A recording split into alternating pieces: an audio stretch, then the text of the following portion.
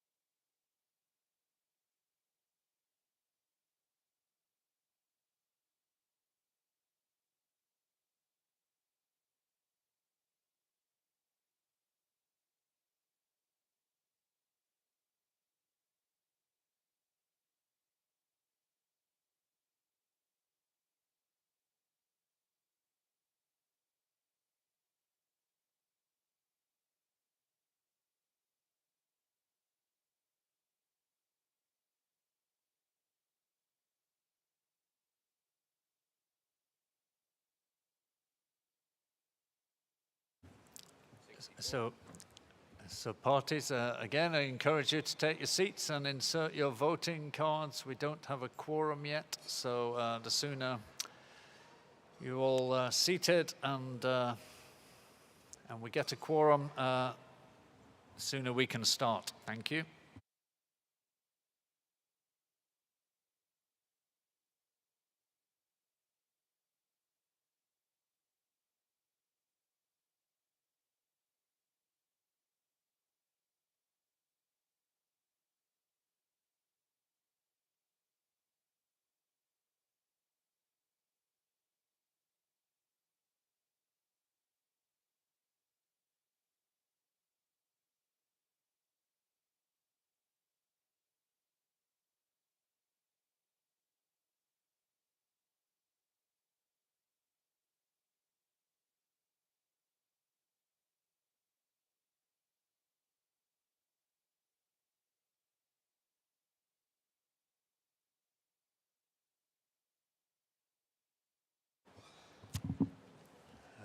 Right.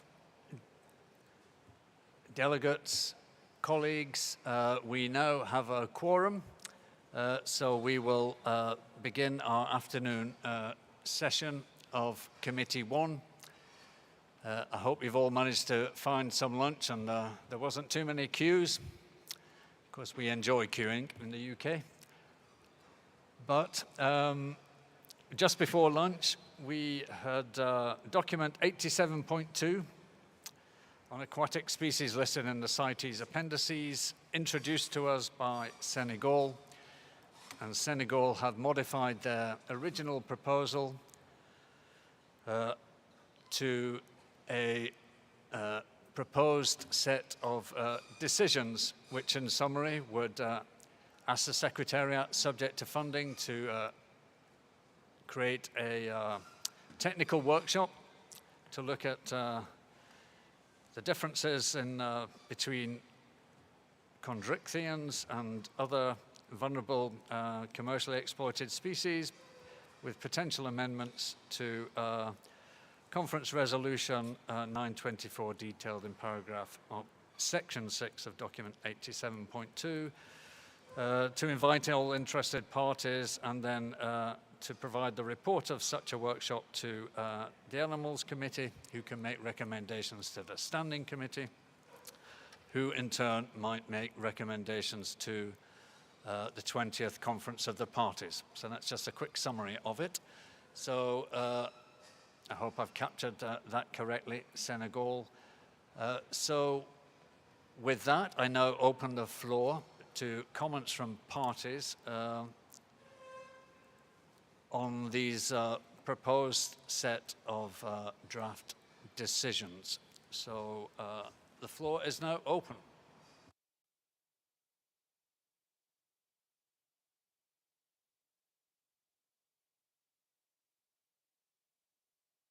And I see the European Union followed by Japan, then Bangladesh. So European Union, you have the floor. Thank you, Chair. I speak on behalf of the European Union and its member states. Thank you too to Senegal for preparing working document 87.2 on a new approach to the listing of sharks and rays, and also for the suggested way forward and draft decisions that you presented this morning. We welcome the suggestion to set up an in-session working group. We also welcome that the proposed draft decisions do not only focus on chondrichthyans. However, we would also like to come back to the original proposal, which highlights the need for a revision of the footnote in Annex 5 to Res Conf 9.24, between brackets, Rev CoP19, close brackets. This footnote, on application of decline for commercially exploited aquatic species, establishes a special regime for the listing of some aquatic species. However, in practice, the footnote has been difficult to implement and has been the source of misunderstandings. The scope of the application of the footnote should be clarified, especially if the sentence, nevertheless, some species may fall outside this range, in the first paragraph of the footnote, which notes that not all commercially exploited aquatic species should be subject to the footnote. An in-session working group provides an excellent opportunity to discuss these issues and to find the best way forward for all aquatic taxa with slow growth rates and a low reproductive outputs. And the EU is ready to participate in such an exchange. Again, we would like to thank Senegal for initiating this discussion. Thank you, Chair. Thank you, European Union. And I now give the floor to Japan, to be followed by Bangladesh, then China. So, Japan, you have the floor. Thank you, Chair. Japan has a concern about the original Senegal proposal. The footnote on the commercially exploited aquatic species in Resolution 9.24 was prepared by experts after a long time review and discussion based on the scientific findings. Therefore, it is quite inappropriate for a proposal of the COP meeting, which cannot take sufficient time for scientific discussion. Since the productivity of aquatic species varies widely from the species to species, and it's not possible to discuss the decline of the population uniformly and quantitatively. The footnote adapted the 5 to 20% as a guideline for commercially exploited aquatic species. And the resolution also clearly states that there are species that do not fall within this range. In addition, there is a wide range of the productivity among the aquatic species, and it is scientifically inappropriate to unnecessarily widen the range of the percentage of the abundance decline from the standard value to the 5 to 30% by focusing only on the certain taxonomic groups such as shark and rays. If the range of the value of the decline were to be changed, it will be necessary to re-examine the issue scientifically on the zero-based basis. But from the scientific viewpoint, we see no need to do so.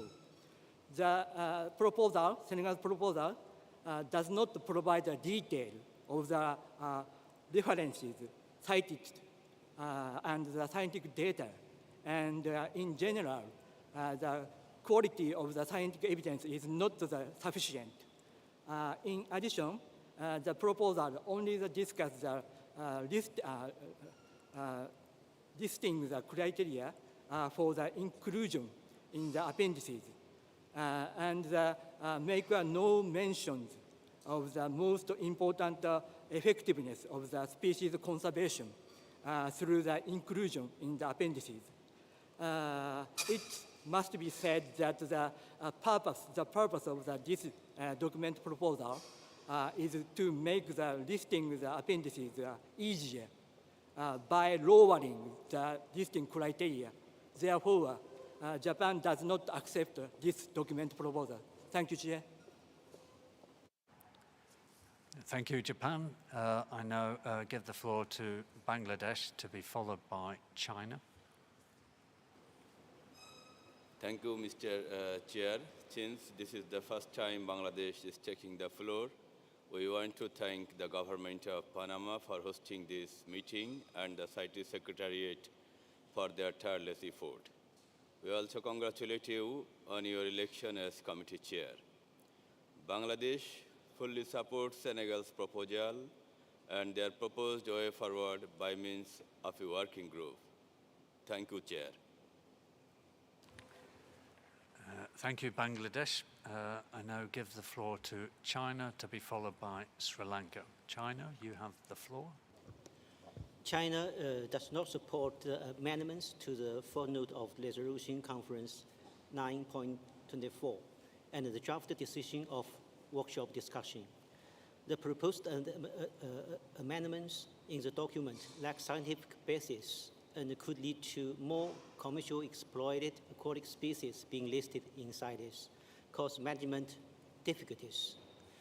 With reference to CITES Resolution Conference 12.6, parties realized that unregulated and unreported trade is contributing to unsustainable fishing of a number of shark species. FAO implemented IPOA shark plan in 1999, and the states are encouraged to adopt NPOA sharks. The agreement on port state measures to prevent, deter, and eliminate illegal, unreported, and unregulated fishing was entry into force in 2016. The Resolution Conference 12.6 instructs Secretariat to maintain close collaboration with FAO and other relevant international organizations to improve coordination and synergies in the implementation of CITES provisions for CITES-listed shark species.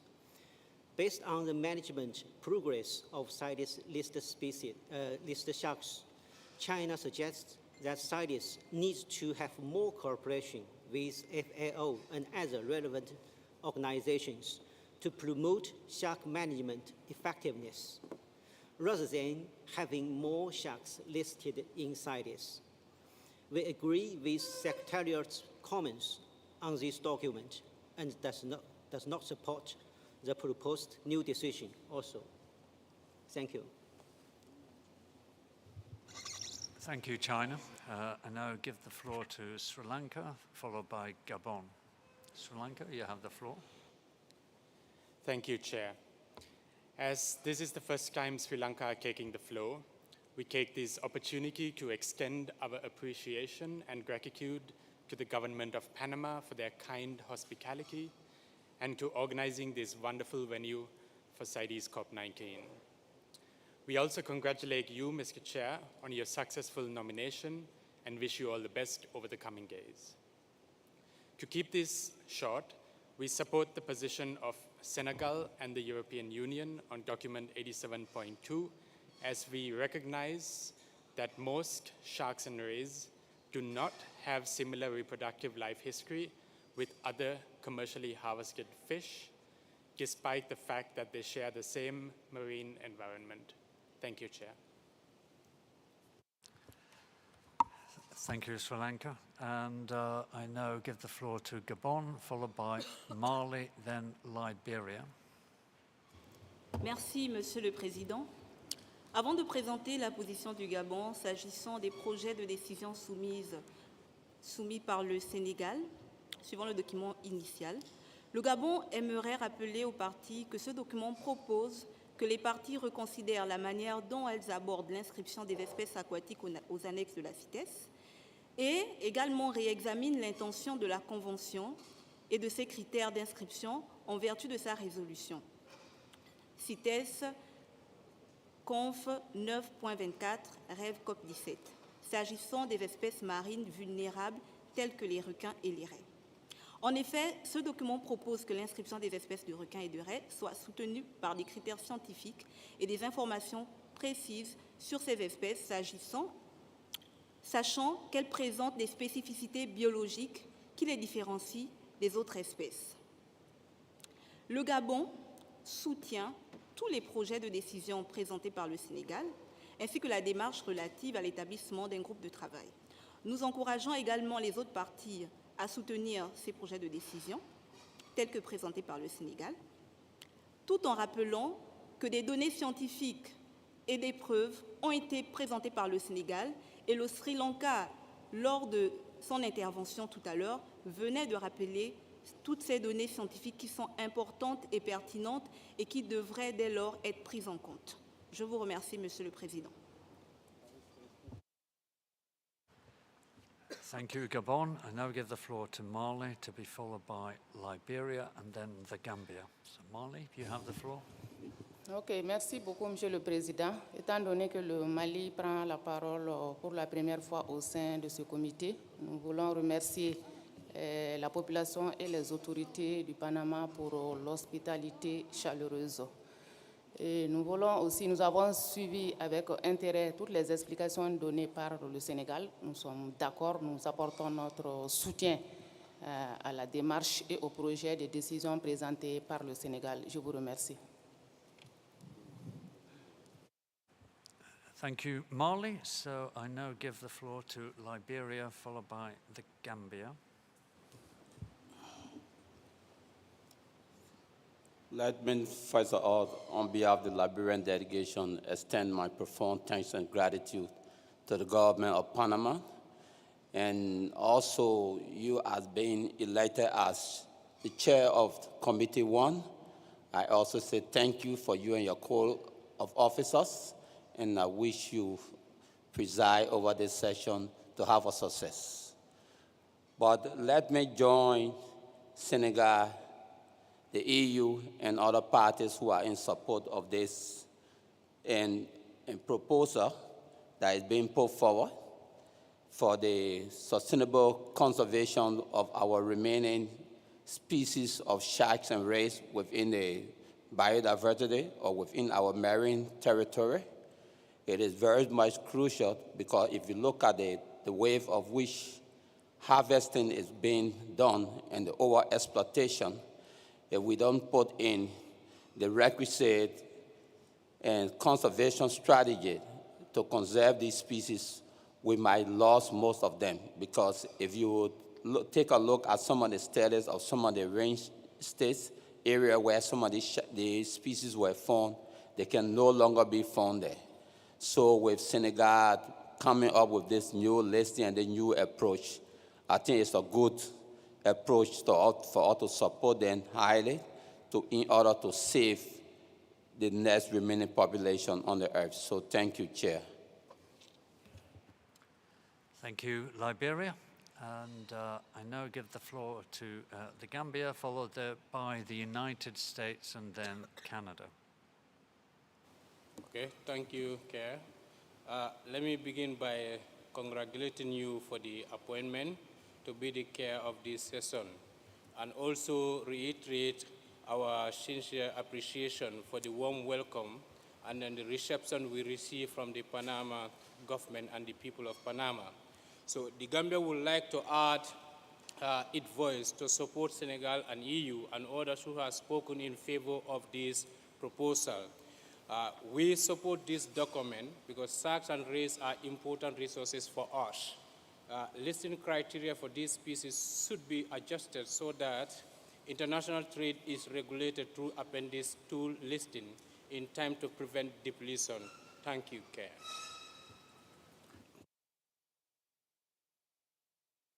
Thank you, the Gambia. I now give the floor to the United States, followed by Canada, then the United Kingdom.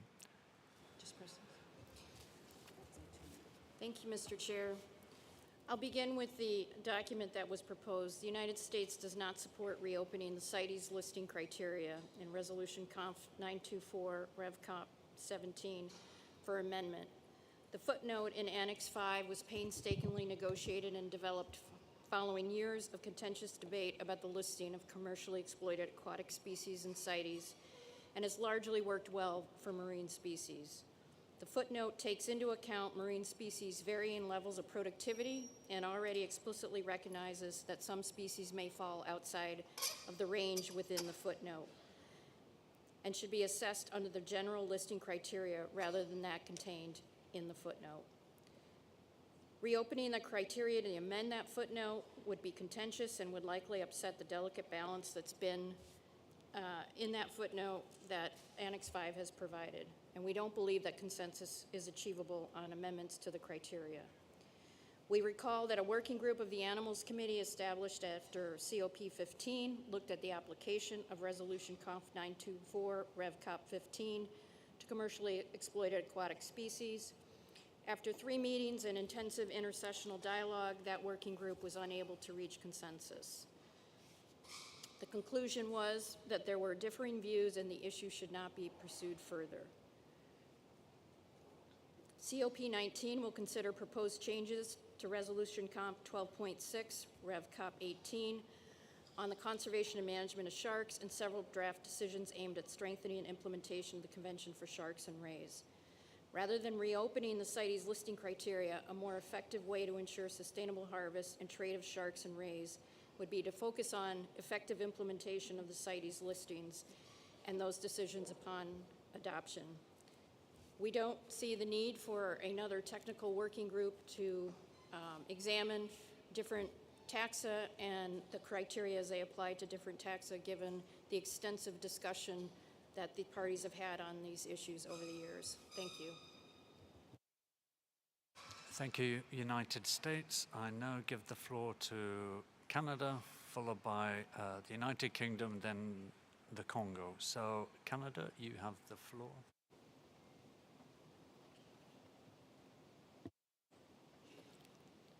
Thank you, Mr. Chair.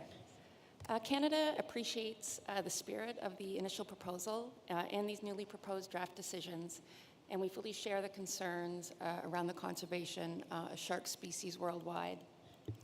However, Canada does have concerns with the original proposed amendments to Resolution 9.24 and the new proposed draft decisions that proposes a technical workshop to provide advice on the aquatic footnote. It is Canada's view that the current aquatic footnote does allow for flexibility for other factors to be considered, such as species with varying life history characteristics. Canada does not necessarily believe it is in the best interest of implementing the convention to start including exceptions for various groups of species in Resolution 9.24. Canada does not think that these amendments or the proposed draft decisions that would include exceptions for groups of species would add any further clarity to Resolution 9.24. and Canada aligns with the views of the U.S. that it's not in the best interest of the Convention to reopen the resolution. Thank you, Mr. Chair. Thank you, Canada. I now give the floor to the United Kingdom, followed by the Congo. Thank you, have the Chair. floor. We thank Senegal for bringing this important issue to COP19. The UK remains firmly committed to the effective implementation of CITES aquatic species listings. The UK also recognises that the unique life cycles of sharks and rays, characterised by slow growth rates, long lives and low fecundity, means that a more precautionary approach in their listing in comparison to fish species is justified. We are supportive of the intention of this document, and we agree that further work is needed before opening this item up for discussion. We therefore welcome Senegal's proposal to convene a technical workshop. We look forward to engaging in further conversations to better understand and consider this important issue. Thank you, Chair. Thank you, United Kingdom. I now give the floor to Congo. You were on my list, but you've now disappeared. Oh, you're back. I now give the floor to the Congo, followed by the Maldives, then Peru. Merci beaucoup, Monsieur le Président. Et comme le Congo intervient pour la première fois à ce comité, donc remercie le gouvernement du Panama et son peuple pour l'organisation de ces assises et pour l'accueil chaleureux réservé aux participants. Et donc, vous remercie également d'être élu à ce poste de président de ce comité. Et donc, le Congo, la République du Congo apprécie grandement ce document soumis par le Sénégal. Il présente des études de cas pour démontrer que les inscriptions à l'annexe 2 de la CITES pour les espèces de requins et de raies ont pris du retard par rapport à l'adoption d'interdictions de pêche plus strictes par certaines organisations régionales de gestion de pêche tonnière et de protection nationale pour les mêmes espèces.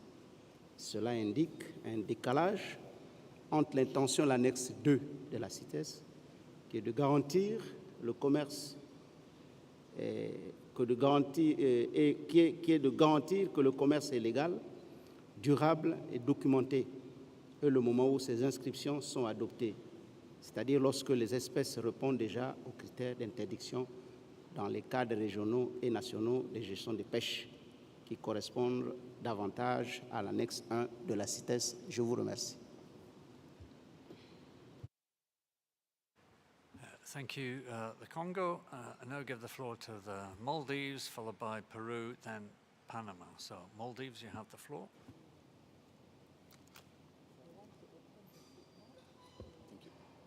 Thank you, Chair.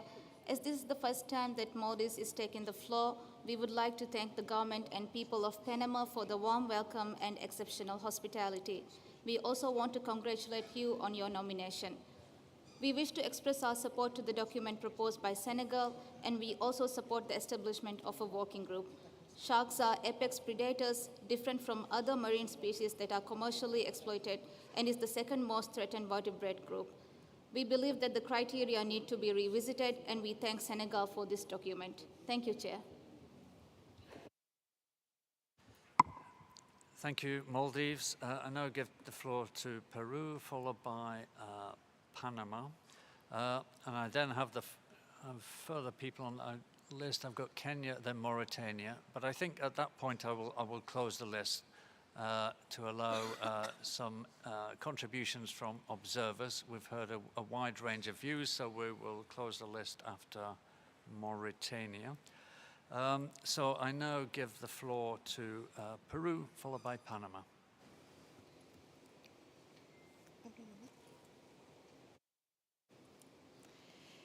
Gracias, señor presidente.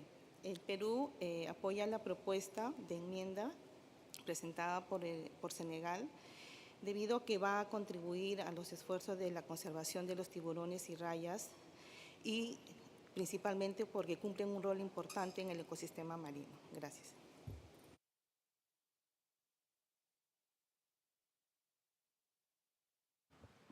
Thank you, Peru. I now give the floor to Panama, followed by Kenya, then Mauritania. Thank you, Chair, and welcome again to Panama to everyone. I hope you're enjoying this beautiful country. Panamá apoya la propuesta en su totalidad de Senegal y lo dicho por la Unión Europea de la creación de un grupo técnico de trabajo. No es para hacer más fácil no es para hacer más fácil el listado en el apéndice 2 como mencionado, es porque científicamente es lo correcto. Los tiburones tienen características mucho más parecidas a los mamíferos que a otros peces. Reproducción lenta, pocas crías y tienen que ser en un listado normal, no bajo los footnotes de la FAO de especies de pescado comercializado, ya que no vemos que se esté utilizando la ciencia como base en los informes. Como bien lo dijo Japón, CITES tiene que ver la ciencia y la ciencia dice lo planteado anteriormente. Los tiburones y rayas son más frágiles que otros peces y además es el grupo número 2 en mayor peligro de extinción después de los anfibios, inclusive muchísimo más amenazados que varios de los mamíferos grandes ya listados en el apéndice 1. Thank you, Chair.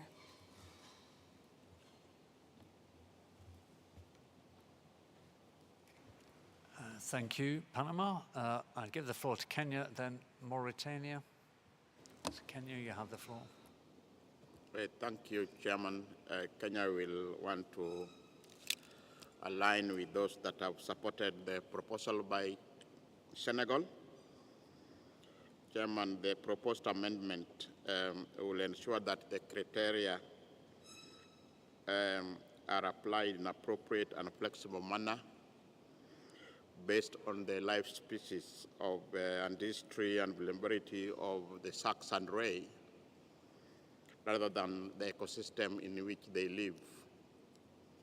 Mr. Chairman, we think this will promote the sustainable conservation and use of these species. And we also want to support the proposal by the EU to set up a working group. If it's so decided, Kenya will want to participate in such a working group. Thank you. Thank you, Kenya. I now give the floor to Mauritania. Merci, Monsieur le Président. Bonjour à tout le monde.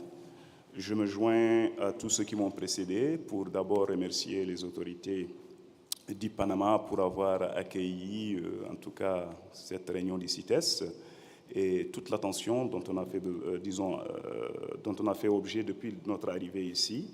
Et en tout cas, l'excellente organisation de cette réunion.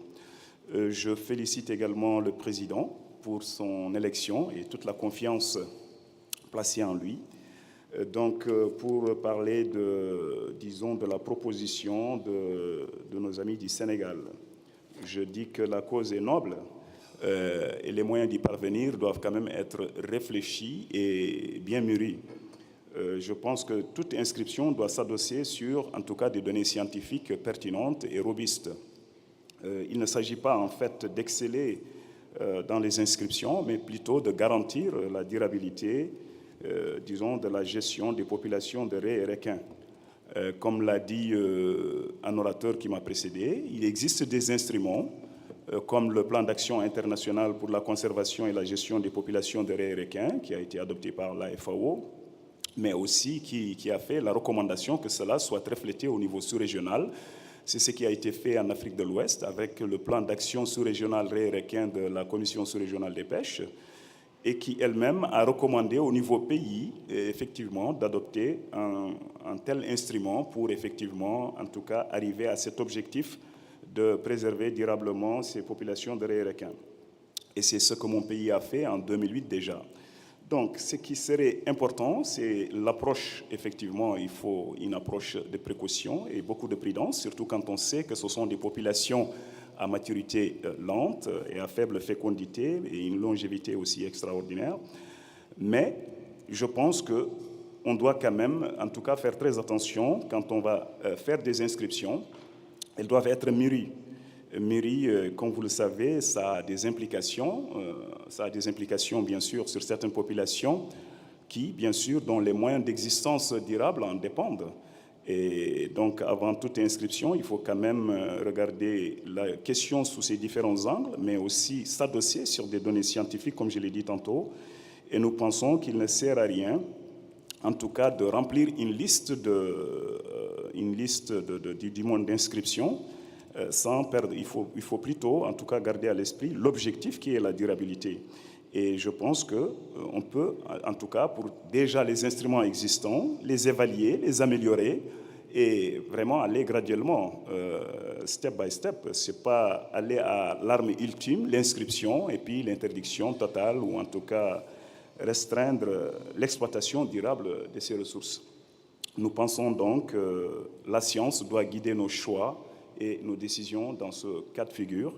Et c'est pour cela que, en tout cas, nous insistons encore une fois, et nous nous méfions beaucoup d'ailleurs des inscriptions tout azimut, parce qu'il ne s'agit pas de remplir une liste, mais plutôt de garantir la durabilité des populations de raies requins. Et je vous remercie.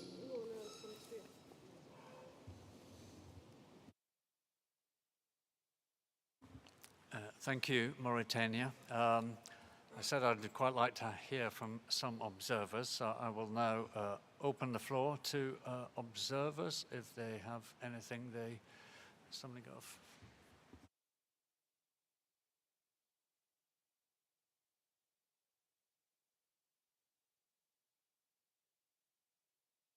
I see someone's raising a flag there. I can't see it from here. Could you... So we can see your light flashing, and you may well be on our list. I'm just waiting to see how many requests I get from the floor. No? Yeah, so whoever you were raising the flag, your light is flashing on the microphone. That means you're registered on the screen here. So, right, okay. So I've got quite a few requests for the floor, including some from parties, but I won't take parties just for the moment. And we've already heard from quite a wide range of parties already, and I close the list. But I'll begin by inviting FAO, if you wish to take the floor, followed by IUCN. So FAO, you have the floor. Thank you, Chair. FAO wishes to congratulate you on your new role as Chair. I'm confident this will be a very successful Committee 1 under your leadership, with the usual support of the hard-working CITES Secretariat. Also, a large smile and thank you to the government and people of Panama for inviting us to meet so close to two ocean basins on the bridge between the Americas, a truly stunning country. Thank you. In regards to document 87.2 submitted by Senegal, FAO respects the CITES criteria as documented in Conf 9.24, recognizing the significant investment in time and capacity that went into its formulation. In regards to sharks and rays, FAO has re-examined the broad range of variability of life history characteristics across species of cartilaginous fish, and is willing to work on this further and share this information with parties that have an interest in better understanding the detail of issues dealt with in the document 87.2. This examination of scientific information so that considering all cartilaginous fish as one group is not valuable to the management or protection of sharks as rays, as they are indeed species with inherent vulnerable life history characteristics, but equally others have robust characteristics, so there's a large variation. This inherent variability across sharks and rays makes consideration species by species the most progressive and useful approach to take, especially as variability in productivity of aquatic species is already catered for in the CITES criteria as outlined in Conf 9.24. Thank you, Chair. Thank you, FAO. I'll now give the floor to IUCN, followed by the OP's Oceania Foundation, if that's the correct title. So IUCN, you have the floor. Thank you, Chair. As this is the first time that IUCN is taking the floor, we thank the Government of Panama for their warm welcome. We thank the Secretariat for their hard preparatory work and congratulate you on your election as chair. The IUCN notes that the inherently vulnerable life history strategies of sharks and rays warrants considering them differently in Resolution Conf 9.24 Annex 5 footnote, and is thus worthy of further discussion. Thank you, Chair. Thank you, IUCN. I give the floor to the OP's Oceania Foundation. Your name is abbreviated on the screen, so you have the floor. I speak on behalf of Opus Oceani Foundation. As it's the first time we've taken the floor, we'd like to congratulate the chair on his appointment and extend our thanks to the government of Panama for its hospitality and to the Secretariat for its hard work and professionalism in putting on this COP. The real problem here is that the urge to take shortcuts to make the listing of sharks in CITES appendices less complex and speedier is not compatible with good governance. There's no new findings informing this proposal that seeks to undermine the existing criteria that was arrived at by consensus after a prolonged period.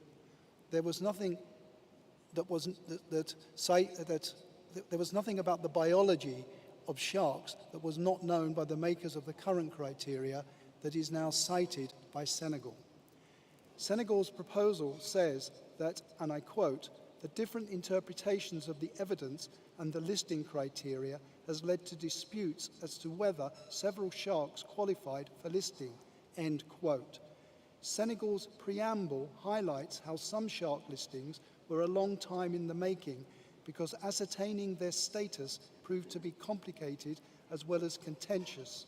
So in essence, the proposal seeks to reduce the time it takes to get sharks listed and to make this easier to accomplish. But the truth is, the deliberative process for listing sharks is already too rushed.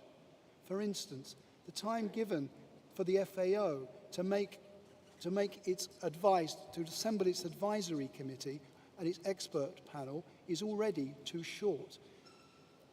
Arguably, the time given to produce evidence and to debate these complex matters properly needs to be extended, not compressed or made less complex. The other problem is that the existing listings have encountered major problems at the level of implementation. So before making it easier to list sharks, we should be looking at why it is that the existing listings aren't working as we thought they should.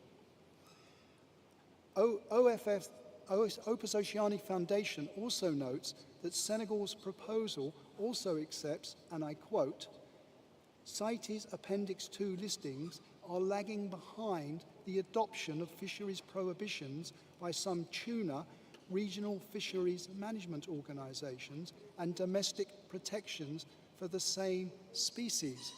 But surely, rather than suggesting a problem, it suggests perhaps that the regional management fisheries organizations are very often taking the lead in shark conservation, and this may suggest that CITES intervention may not always be necessary and may do more harm than good by undermining the work of more qualified authorities. Right. Thank you, OP's Oceania Foundation. You've been speaking for over 3 minutes, and that is, we're very short of time. We're behind on our agenda, so I ask you all to be brief. Just one moment.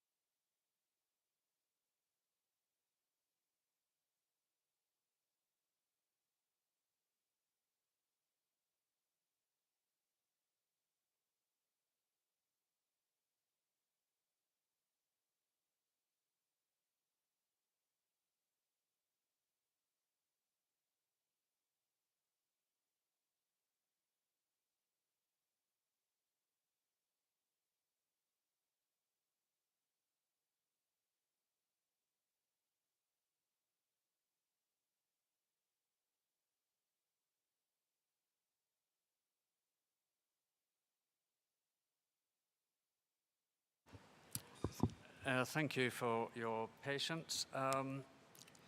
Still got a few requests from the floor from observers, but I'm not going to take those interventions now because we've heard such a wide range of views already. It's clear that there are very divergent views on the proposals from Senegal. Equally, there is opposition to reopening and looking at 924 and the footnote in more detail. Equally, there's a lot of support to do so.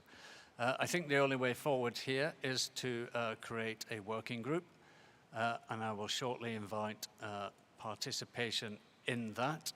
The terms of reference we will develop and refine, but essentially they will be to look at the draft decisions suggested by Senegal to see if any consensus can be found on a way forward.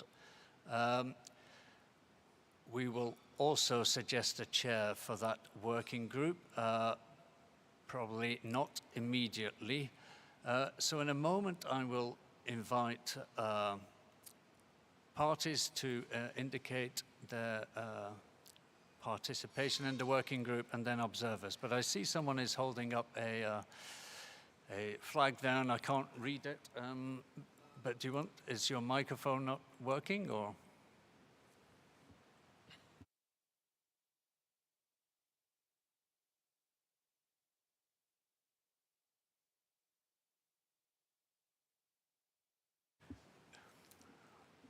Poor eyesight up on the top table. So Wildlife Conservation Society.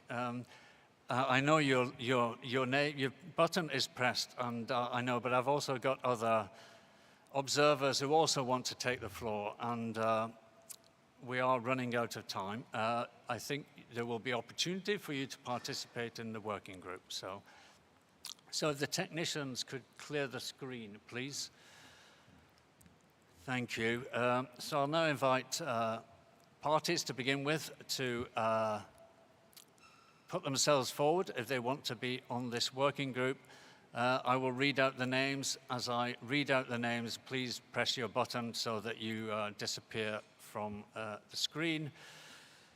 So at the moment, we have United States of America, Argentina, Sierra Leone, Panama, United Republic of Tanzania, Antigua and Barbuda, Somalia, Austria, United Kingdom, Netherlands, Canada,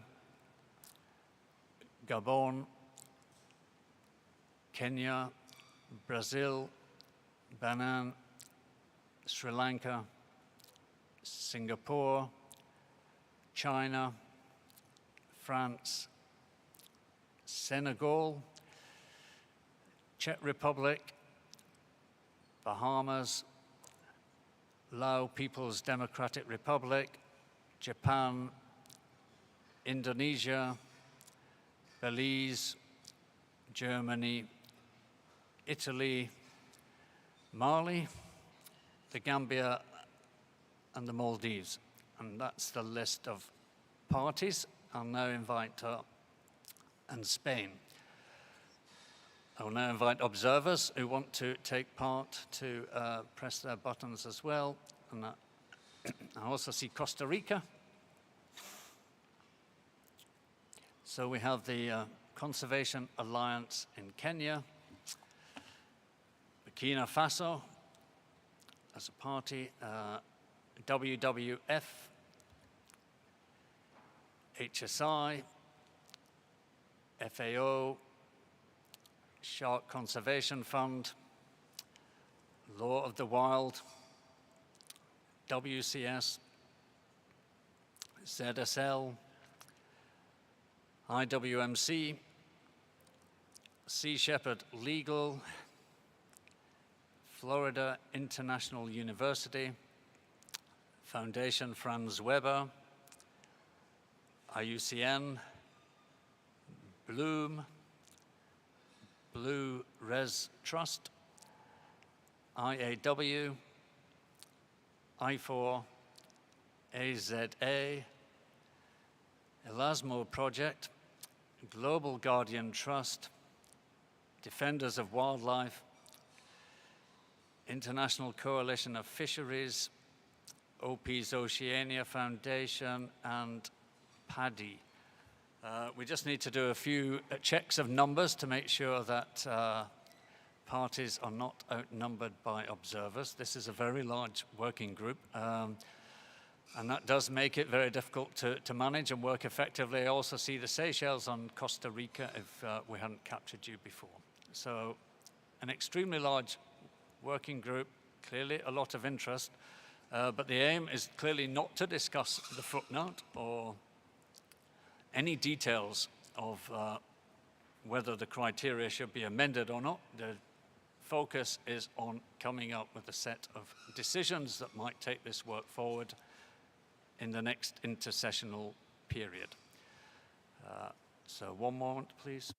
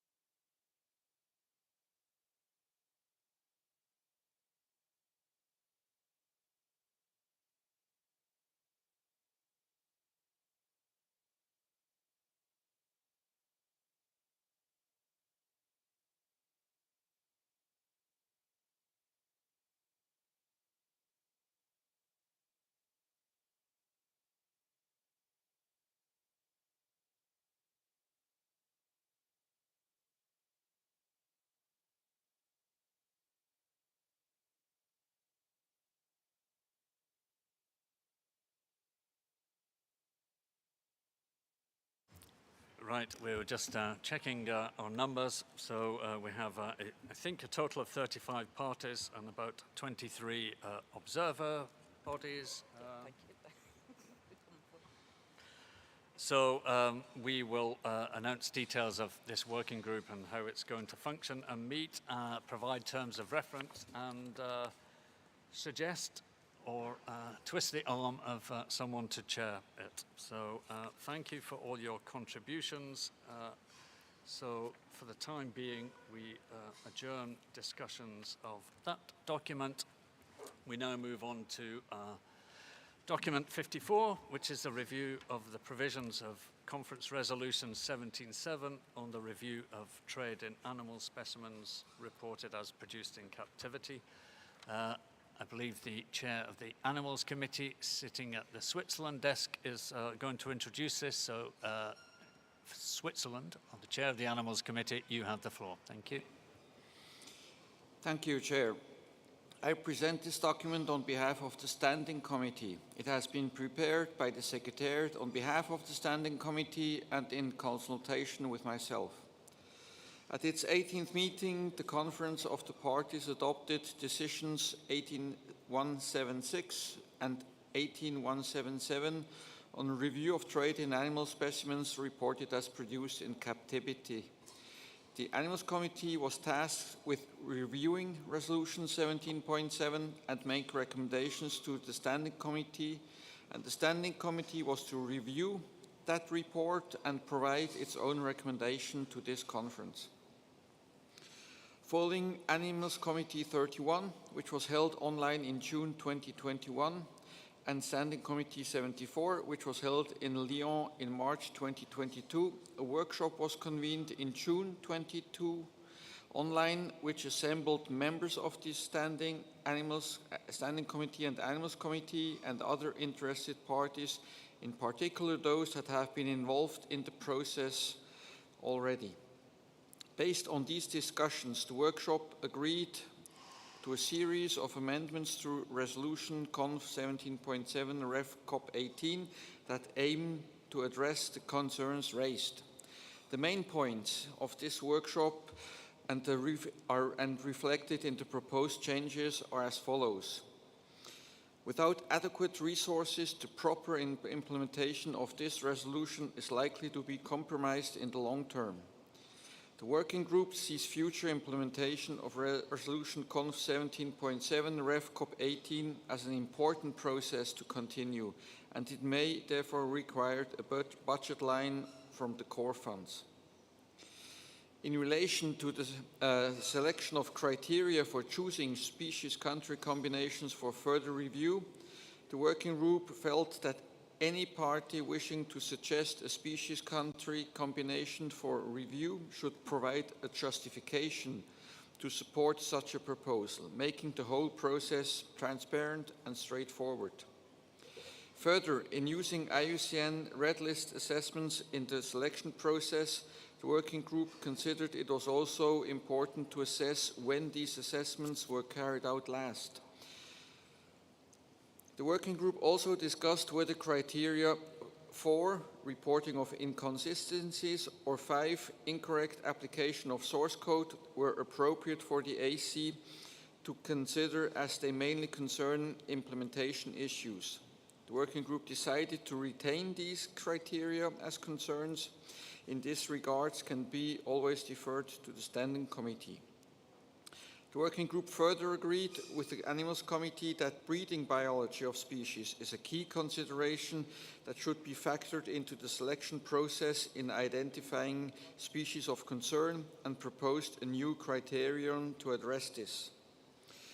Other issues discussed were a more technical change in relation to the response time by parties in the process, the sequence of consultations between Animals Committee and Standing Committee, and the process of switching relevant cases between the review of significant trade and the captive breeding processes.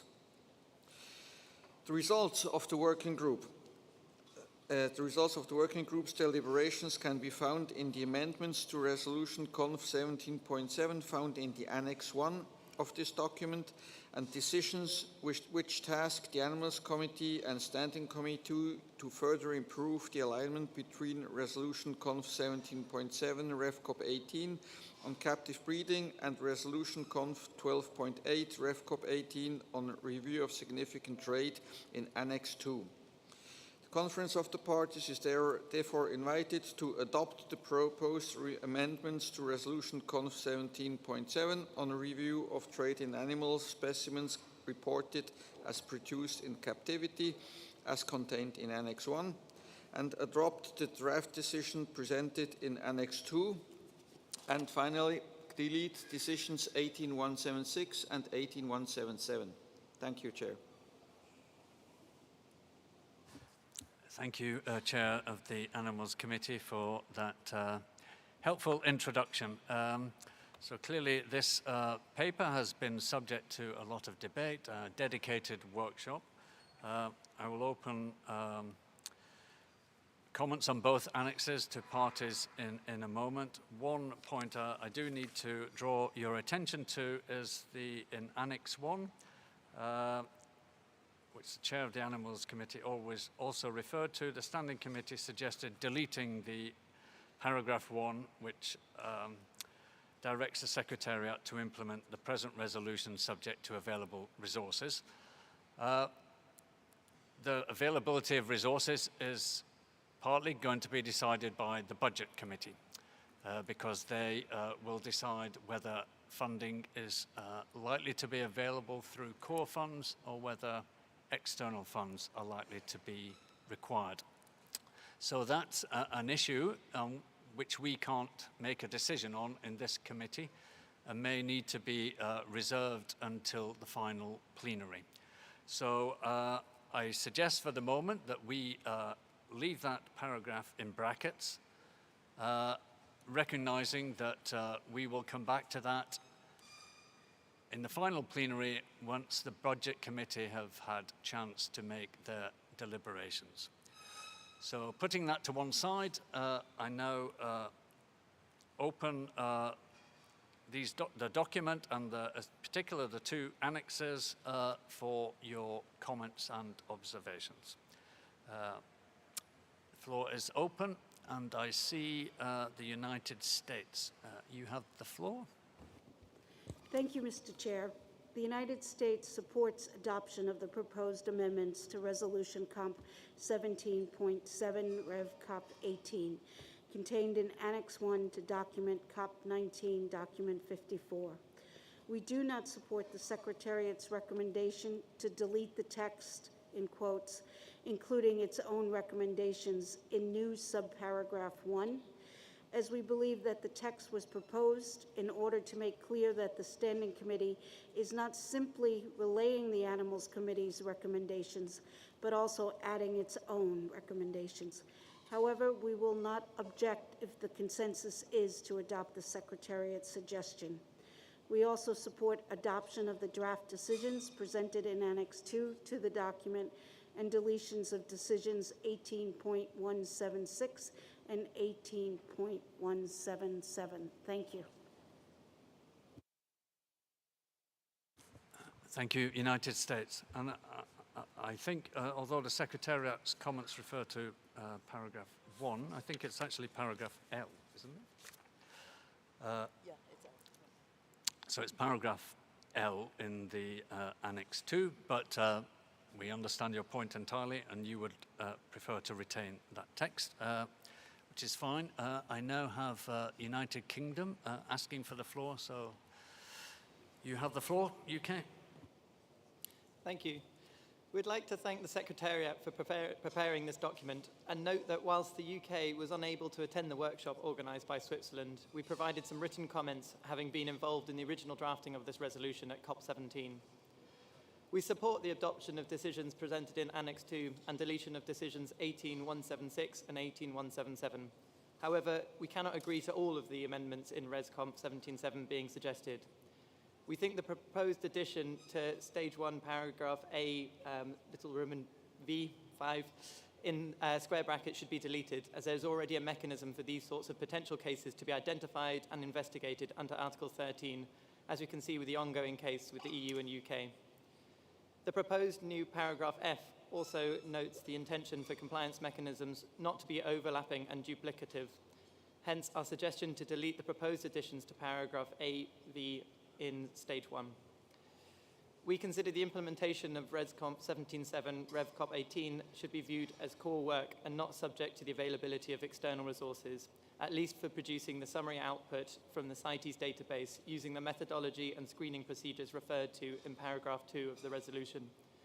The budget discussions at this COP should consider how to ensure there is budget available for this important work. Thank you.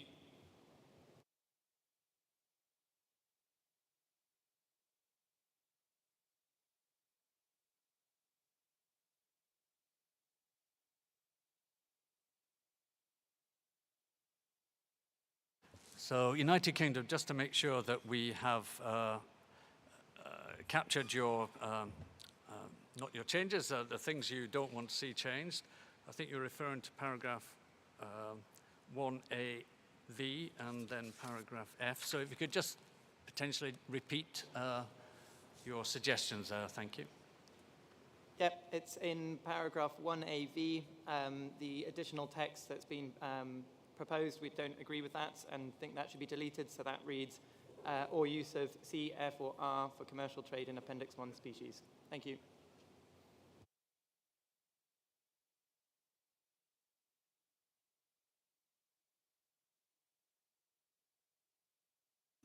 Okay, thank you, UK, we've captured that. I now see Canada followed by the European Union requesting the floor, so Canada. Thank you, Chair. Thank you to the committees and notably the participants of the workshop for bringing this work forward. With regard to the amendments to Resolution COP 17.7 presented in Annex 1, Canada does not support the first amendment to strike paragraph 1 directing the Secretariat to implement the present resolution subject to available funds. We do not believe that limited core funds should be allocated to this process. With respect to the other amendments proposed for the resolution by the Standing Committee Working Group, We recognize that the committee has not had the benefit of discussing the results of the working group's deliberations. Canada would prefer that these amendments be discussed by the Standing Committee before consideration by the COP. Further, we think that discussion of the selection criteria would be more robust if it benefits from the results of the comparative analysis of resolutions 12.8 and 17.7 proposed at COP19 are completed. For example, in the amendments to stage 1, we note that in the amendments to stage 1, the criteria in paragraph a, v, contains bracketed text, and we presume this meant that consensus was not achieved on this text. Canada would support the deletion of this text as issues around the trade in captive bred specimens are currently under discussion by the Standing Committee as per COP19 document 53. Additionally, the new criteria, VII, requires agreement on the relative difficulty to breed species in captivity. Given that knowledge on how to breed species in captivity is ever-changing, it may be difficult to assess and may be subjective. And for these reasons, we feel further discussion is merited. However, Canada can support the administrative and process amendments proposed throughout the resolution as per Annex 1, and we can accept the selection criteria amendments in the interest of consensus. Canada agrees with the proposed decisions in Annex 2 of the present document to produce a comparative analysis of resolutions 17.7 and 12.8 and draft recommendations to streamline these two processes. In reviewing the two processes, consideration should be given to how they can work synergistically to address specimens in both wild and captive bred trade, as this will likely better elucidate those cases where there is conservation concern. Thank you, Chair. Thank you, Canada. Just one moment.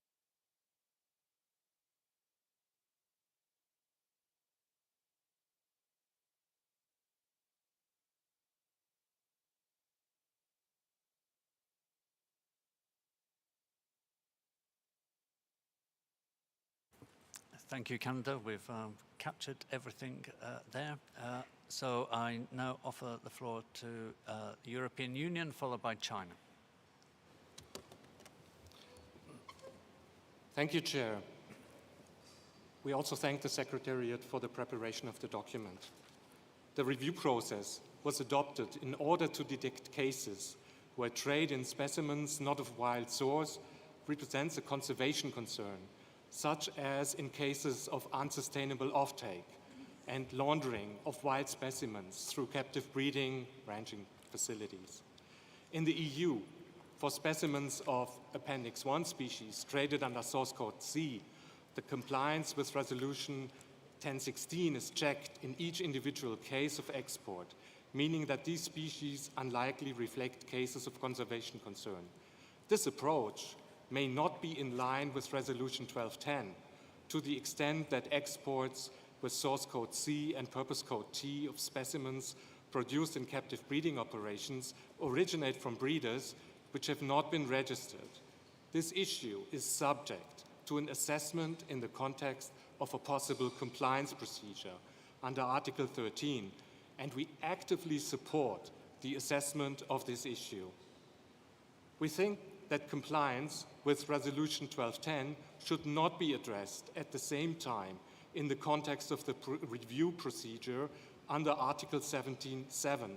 The proposed amendment in paragraph 2, little a, little v, bears the risk of the review mainly focusing on compliance issues relating to trade in Appendix 1 species traded under a wrong source code, rather than on those cases which are really of genuine conservation relevance.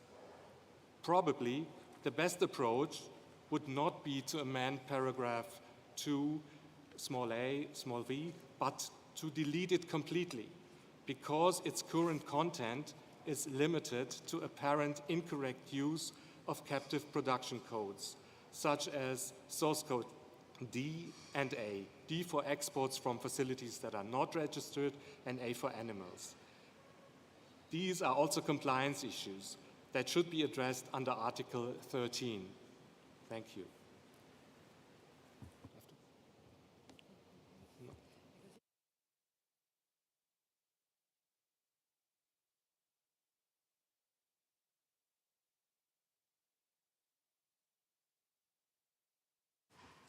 Thank you, EU. I now give the floor to China. China, you have the floor. Thank you, Chair. China supports adopting the 3 draft decisions for the proposed amendments to paragraph B of the resolution that enables a party to refer cases for consideration under this process. It should be further amended to require referrals to be justified with supporting documented evidence. Thank you, Chair. Thank you, China. One moment.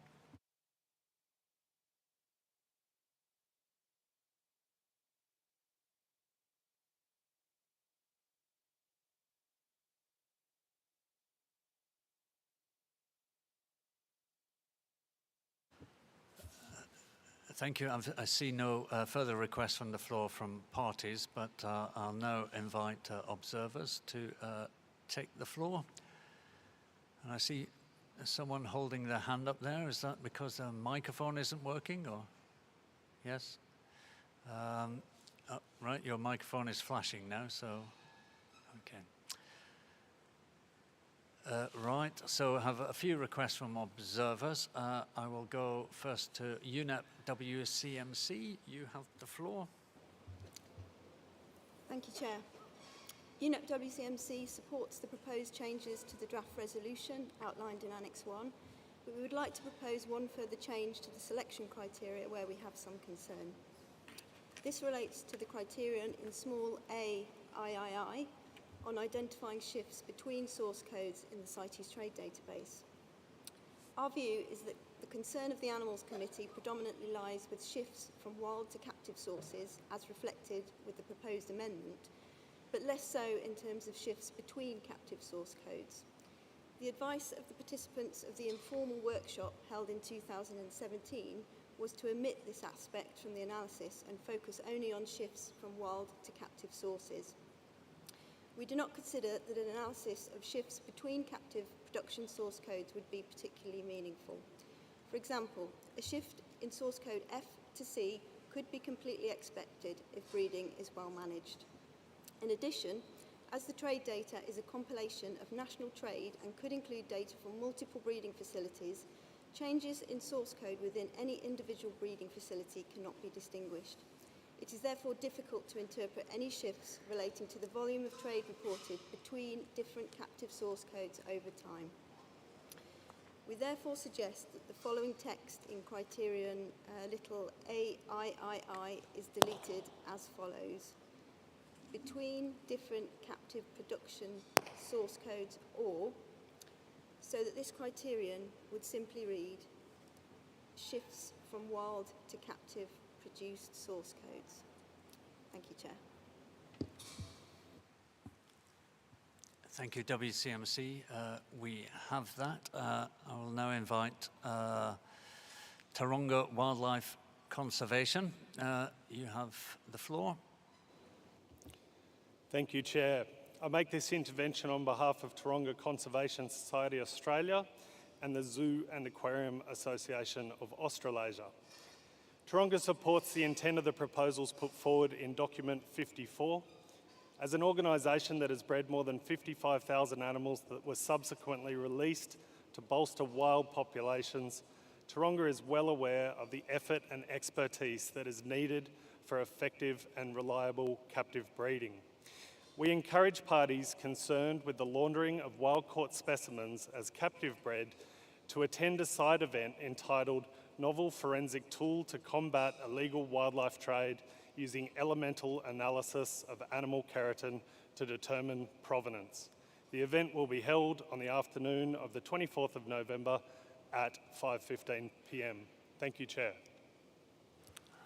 Thank you, Taronga Wildlife Conservation. I give the floor to AWI, followed by the International Iguana Foundation, and then that's it. I will close the list. AWI, you have the floor. Thank you, Mr. Chair. I'm making this intervention on behalf of the Animal Welfare Institute, Born Free, Lewis and Clark College Global Law Alliance, Eurogroup for Animals, Pro Wildlife, Humane Society International, Cheetah Conservation Fund, Foundation Franz Weber, David Shepherd Wildlife Foundation, Species Survival Network, and the Pan-African Sanctuary Alliance. The review of trade in animal specimens reported as produced in captivity is a relatively new CITES process. Adherence to this process is important because CITES rules allow for commercial trade in Appendix 1 species bred in captivity. It is therefore vital that parties have confidence in the legitimacy of claims that specimens are captive bred. We therefore agree that core CITES funds should be used to support this process.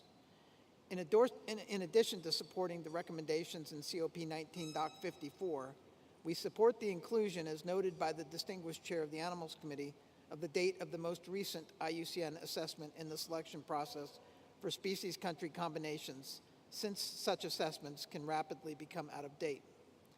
Consideration should also be given to new information on the status of and threats to species, especially for species that may be adversely affected by relatively low trade volumes and their breeding biology, in order to determine the likelihood that captive breeding facilities could produce the reported number of specimens in trade. Finally, species country combinations already under consideration through other CITES compliance processes should only be removed from the review if concerns related to captive breeding and production will be duly considered under those alternative processes. Thank you, Chair. Thank you, Animal Welfare Institute. I now go as final request for the floor to the International Iguana Foundation. Yes, thank you, Mr. Chair, and warm congratulations on your election as chair of this committee. The International Iguana Foundation would also like to thank Switzerland for sponsoring the workshop which produced this document. As critically endangered iguana species are sometimes trafficked and later issued CITES permits in wealthy nations, falsely declared as captive bred sometimes, this document is of great interest to us. Of course, this problem impacts many other species, from parrots to turtles to orchids and onward. As such practices undermine the integrity of the CITES Appendix 2 permitting system, which is the heart and soul of this convention. It encourages traffickers to deal in smuggled founder stock. We urge the parties to continue to address this problem. Towards that end, we recommend a small but consequential amendment to Resolution Conf 17.7 Rev COP 18. That is, and I'll be slow here, under Stage 1, little a, Roman numeral 6, we recommend that the words "or exports" be added within the parentheses at the end of the sentence. And I would ask any parties to endorse this suggested amendment. Thank you very much.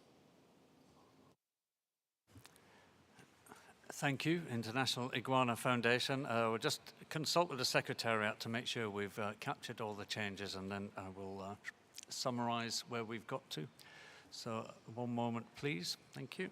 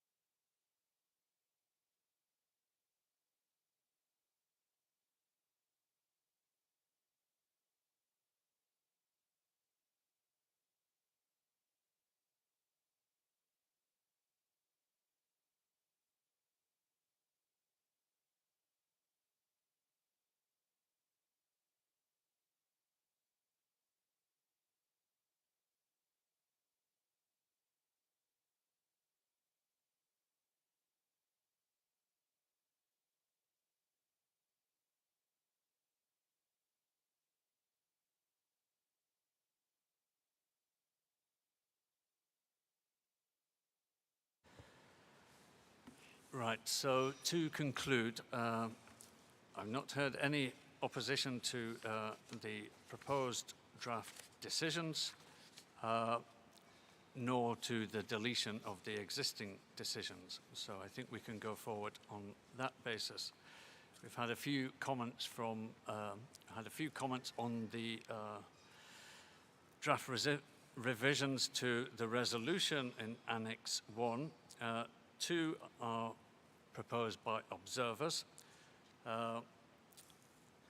In Stage 1, Paragraph A3, WCMC suggested deleting between different captive production source codes, or to make the text read shifts from wild to captive produced source codes. And then the International Iguana Association suggested inserting or exports into the parentheses in paragraph A, Roman 6.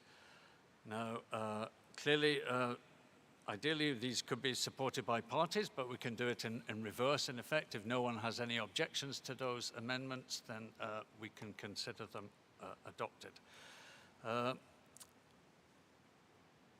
Canada, expressed some reservations over paragraph A7, I think, but also indicated that they would be willing to live with these in order to achieve consensus, and no one else has suggested any changes there.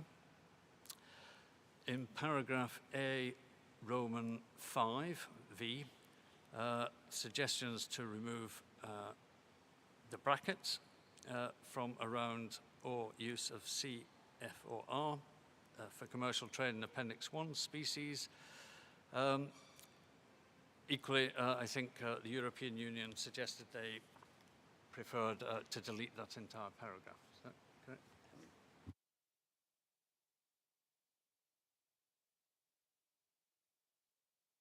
Sorry, to delete the bracketed text. So we need to resolve that.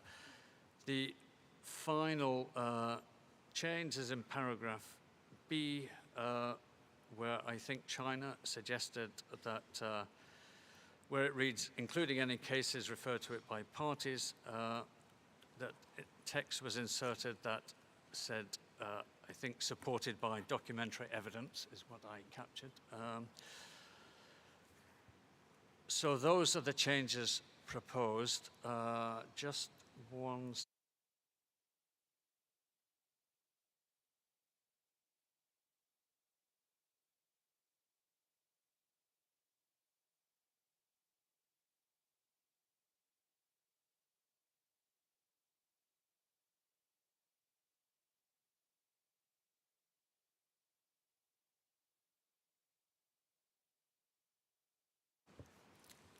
And yeah, just to come back to paragraph A, Roman 5, with a V. Yeah, it'd be quite useful to hear from the EU your opinion, basically, based on what you've heard, whether you can live with the paragraph as it stands, or whether you want to delete it entirely. So, European Union, you have the floor, and then I see a request from Switzerland also.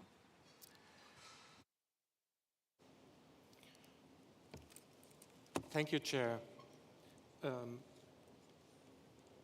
We could also live in the interest of consensus. We could also live with the solution that was proposed by the UK to leave out the bracketed text and to keep the rest of paragraph little v. And we could also live with the suggested change at the beginning of the paragraph little v. Thank you.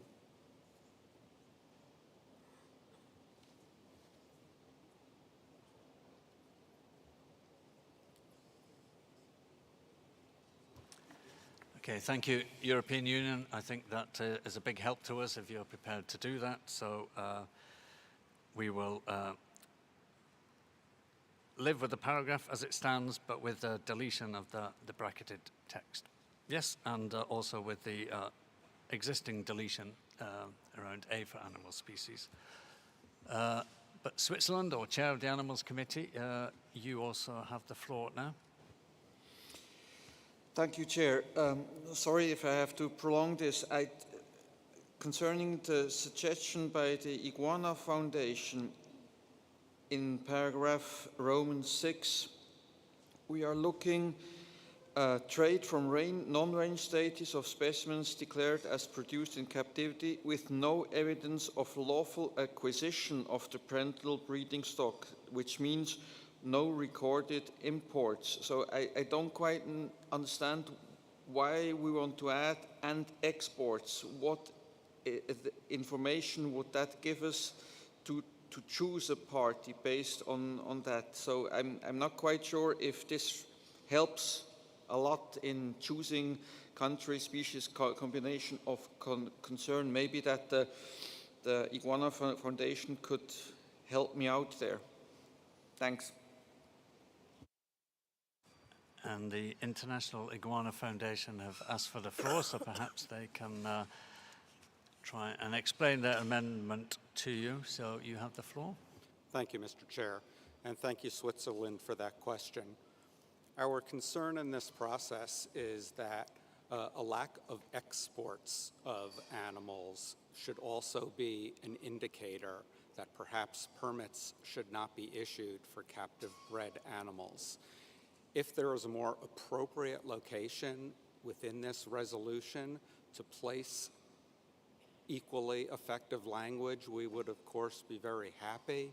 But we are concerned that animals move between countries when there is no evidence of lawful export.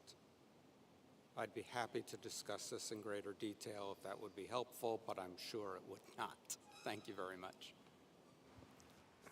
Okay, thank you for that explanation. I think we understand that more fully now. I think the issue here is this is about trade from non-range states, rather than trade or the absence of trade from range states. So I think Switzerland's point, or the Chair of the Animals Committee point, is that in that context it doesn't make sense. So given that I'm not seeing any other parties asking for the floor to support that, I suggest we delete that suggested insertion so that paragraph A, Roman 6, remains as it is. And with that, and with no further requests for the floor, I think we can conclude our discussions on this topic. So thank you very much for that. We can now move on to the first item on this afternoon's agenda. One moment. That's a good point. Yes, I'm being too hasty, and so I need to sum up probably exactly where we got to. So the very first paragraph, paragraph 1, which is in brackets but deleted, a number of people have expressed comments on that. I think Canada did not support deletion of paragraph 1. But I think the point I was trying to make at the beginning is that that is not a decision that we can make in this committee. It will be up to the Budget Committee to decide if core funds would be allocated or not to this, to the implementation of this resolution. And therefore, all the parties, or parties have representation in the Budget Committee. You can make the case there for this to be subject to external resources or subject to core funds. But essentially, we can't resolve it here. So I think we leave the paragraph as it is, but recognizing that we need to come back to it in plenary session. So the other changes that we have made, just to confirm, in A3, we have deleted the text that WCMC suggested, which read between different captive production source codes or. So it just reads shifts from wild to captive produce source codes. In paragraph 5, we have deleted the bracketed text at the end of the paragraph, and the other deletions there still stand. We have not made any change to A Roman 6. And in paragraph B, we have the addition of text suggested by China, referred to it by parties, and supported by documentary evidence. So I think that sums up all the changes. Check with my secretariat colleague, I haven't missed anything. Just to say that the numbering will obviously... And also to remind people that the numbering may sort of change in the kind of revised version. So I think with that, we can now move on to the start of this afternoon's agenda. And that's moving on to document 61, which is on eels and anguilla species. And I invite the Animals Committee Chair through Switzerland to introduce the document. So you have the floor. Thank you. Thank you, Chair. I present this document on behalf of the Standing Committee, which, in consultation with the Chair, with myself, has submitted the document to CoP19. At its 18th meeting, the Conference of the Party adopted a range of decisions, 18197 to 18202 on eels anguilla SPP. They were directed to range states of anguilla, range states of other anguilla species in international trade, the Secretariat, the Animals and Standing Committee, as well as to donors and other organizations. The intention of these decisions was that parties had to get a better overview of the NDFs already in place for the only CITES listed anguillid, anguilla, to make sure this information is shared and evaluated, and that shared stocks are better managed at the level of the whole species. In relation to other anguillid species in international trade, decisions aimed at making sure trade in these species is sustainable and shared stocks are managed between parties concerned, and that this information is made available. In order to gather the information sought by these decisions, the Secretariat developed a questionnaire which was made available via notification to the parties. The results of the replies received from 27 parties were analyzed by the Animals Committee and the Standing Committee in their meetings. The results of the deliberation in the AC at its 31st meeting in June 2021 can be summarized as follows. The Animals Committee will reconsider the use of source code R and the risks associated with the reintroduction of seized live glass eels to the wild when the finished study on levels of trade and trade patterns at the next meeting of the AC following COP19 will be available. The Animals Committee noted that anguilla might be a good case study for the NDF workshop under Decision 18132, and submitted corresponding draft decision to SC74 for submission to COP19. The results of the discussions at SC74 can be summarized as follows. SC74 invited the Secretariat to review the information on illegal trade in anguilla available from different sources and prepare a consolidated set of draft recommendations for consideration by the Standing Committee at its 75th meeting. In relation to the use of more specific custom code for reporting trade and in anguillid species, SC74 drafted a decision in order to engage with WCO on this matter. And the Standing Committee also agreed with the decision submitted by the Animals Committee with minor additions. So the Conference of the Parties is therefore invited to adopt the draft decision presented in Annex 1. Thank you, Chair. Thank you, Chair of the Animals Committee. We are invited to adopt the decisions in Annex 1 as the Chair of the Animals Committee has just suggested. In making your observations, then you may wish to take into account the suggestions of the Secretariat. But with that, I open the floor for any interventions from parties. So, okay, I see United Kingdom. Thank you, Chair. It's clear that European eels still face a significant pressure from illegal trade, and therefore further concerted action is needed. We agree with the Secretariat recommendation to delete decisions 18197 to 18202, as these have been completed or are superseded by the draft decisions proposed in this document. We have reflected on the Standing Committee 75 recommendations agreed earlier on in the week, and we have drafted some amendments to the draft decisions amended by the Secretariat to incorporate these agreed decisions. Similarly, over recent COP cycles, we have seen a large number of decisions relating to eels, many of which have been rolled over as ongoing activities, actions, or requests. The UK would like to suggest that the Standing Committee considers intersessionally whether it would be more fit for purpose to the ongoing management of the species for a resolution to be developed encompassing many of these aspects. Accordingly, we have a number of drafting proposals for the draft decisions. We have provided these to the Secretariat ahead of time, but are happy to read them out into the record as needed. Yes, please, United Kingdom, if you can read them out so that everybody knows your suggested changes. Thank you. No problem, and apologies for how long this may take. I'll try and go slowly. So on 19AA, we would change it so that it was directed to parties and delete directed to range states of European eels, Anguilla, Anguilla.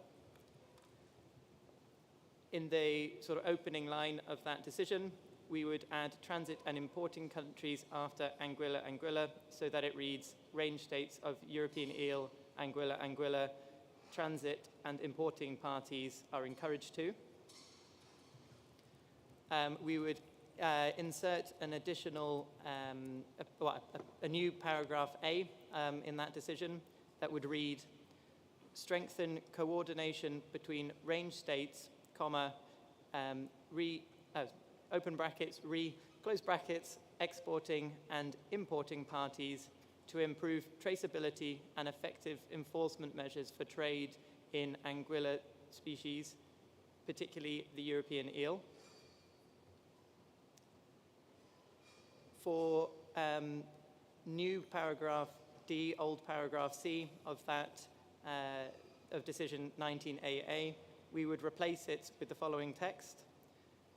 Implement the reporting recommendations in SC Doc 12 to ensure that, comma, where possible, comma, trade in anguillid eels is reported at species level and differentiated by life stage, open brackets, as set out in the guidelines for the preparation and submission of CITES annual reports, close brackets. In new paragraph F, old paragraph E of decision 19AA, after improve the traceability, we would add or assessment of legal acquisition, so that it reads improve the traceability or legal acquisition of eels in trade, and also add after the brackets and aquaculture and share these with the Secretariat. In decision 19BB, we would make a few insertions to paragraph A. So after Anguilla, Anguilla, again, we would add, comma, transit and importing parties. After implementation of decision 19AA, we would add, comma, any information sought in notification 2021/18 not already provided, and then let the paragraph continue, and delete the text from notification 2021/18 on eels through to information, and include, sorry about that, include especially, so that it reads, I'll read the whole paragraph given there's a few changes in that one. So 19BBA, issue a notification inviting range states of European eel, brackets Anguilla, Anguilla, close brackets, transit and importing parties to submit to the Secretariat information on the implementation of Decision 19AA, comma, any information sought in Notification 2021-18 not already provided, or any updates to the information previously submitted in response to notification to the parties number 2021-18 on eels, comma, especially information on the current levels of or emerging trade in specimens of Anguilla species. And lastly, in 19DD, paragraph A, we would include after Convention for European Eel and the applicability of developing a specific resolution, so that it reads, to improve the implementation of the Convention for European Eel and the applicability of developing a specific resolution to the parties or to the Conference of Parties as appropriate. Thank you.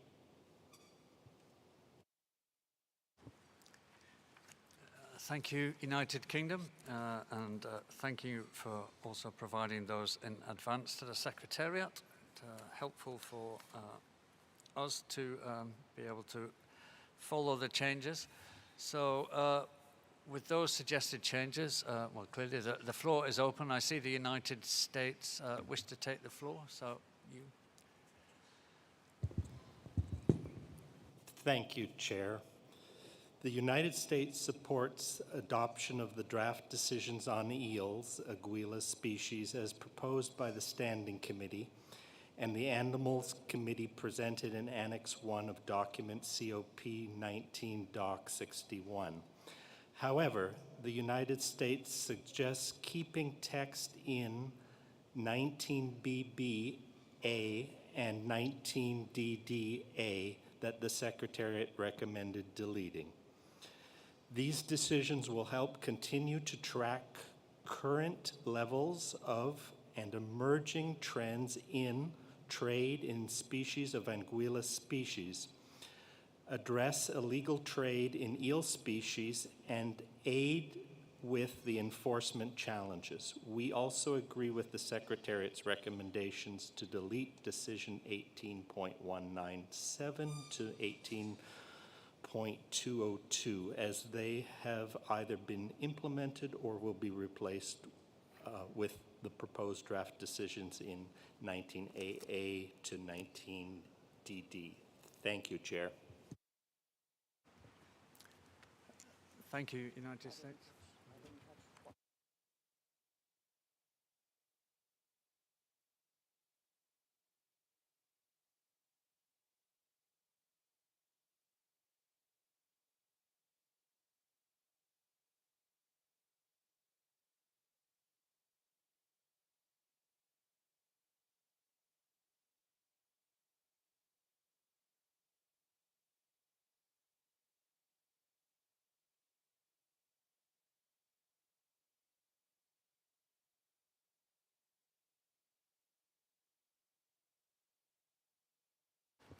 So, United States, could you perhaps just repeat again for us so we capture your intentions correctly, especially where you didn't agree with text that the Secretariat is proposing to delete. So if you could just repeat that slowly so we capture it properly.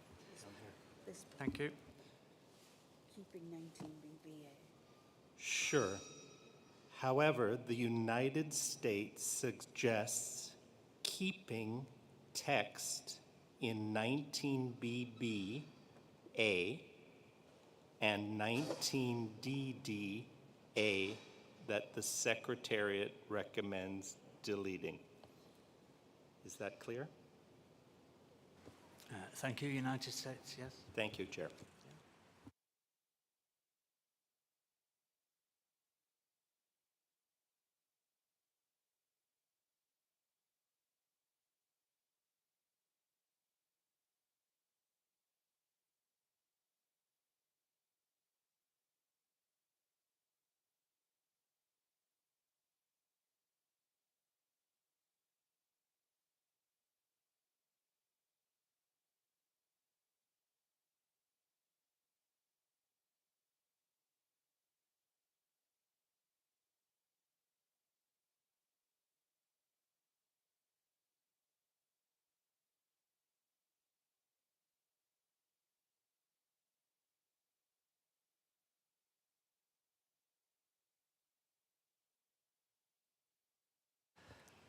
So we don't have any more requests from the floor from parties. I'll ask, before we kind of sum up, I'll ask Secretariat, or European Union, sorry, you have the floor. Gracias, señor presidente.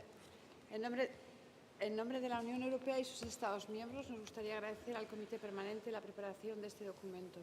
También nos gustaría subrayar el hecho de que estamos tratando con una población global y, de acuerdo con el análisis del Consejo Internacional para la Exploración del Mar, el CIEM, la escala que se debe utilizar para hacer la evaluación del dictamen de extracción no perjudicial debe cubrir toda la población de la anguila europea. Gracias, señor presidente.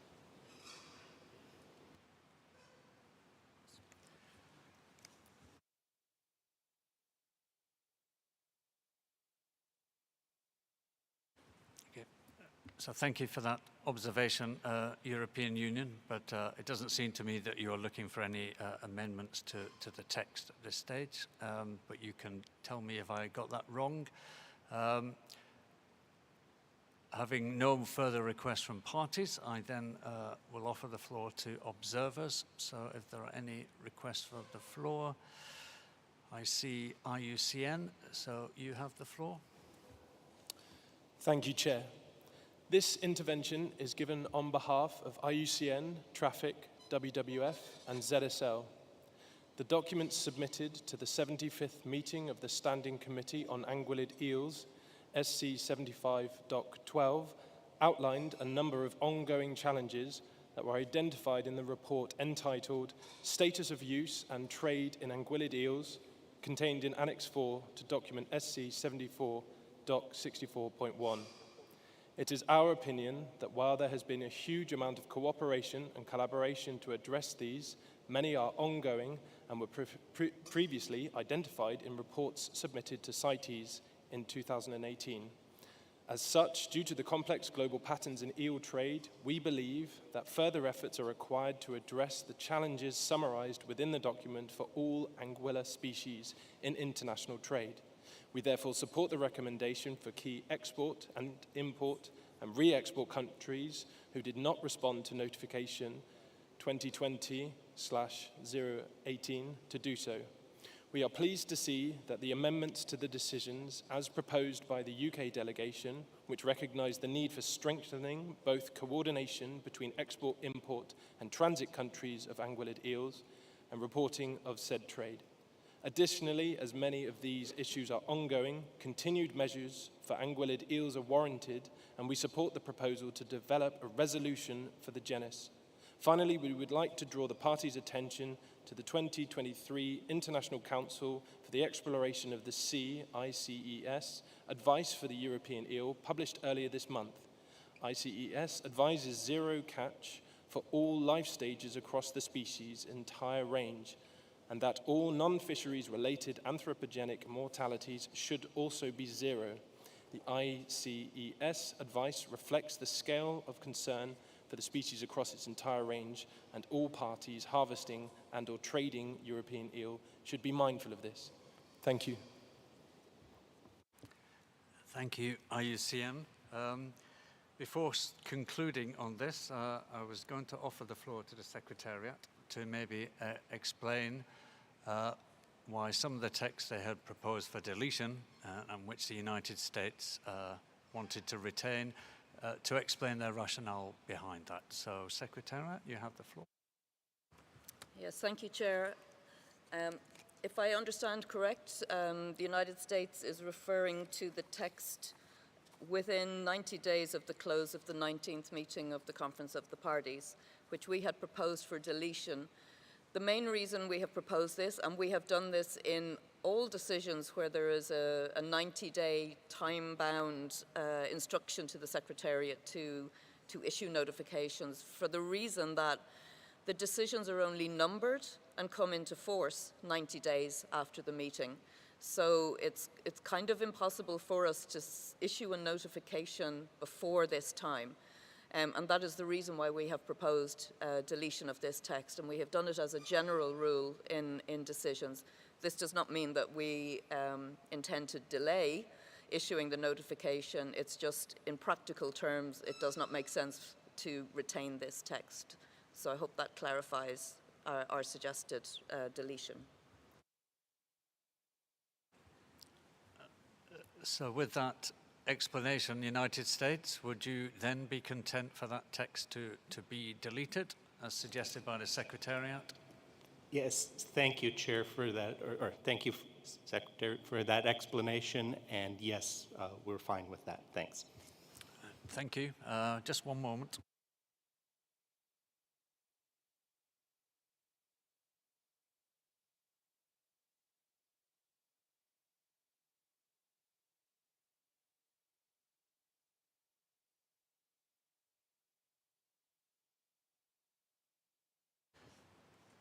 Right, just to conclude on this item, on eels and anguilla species,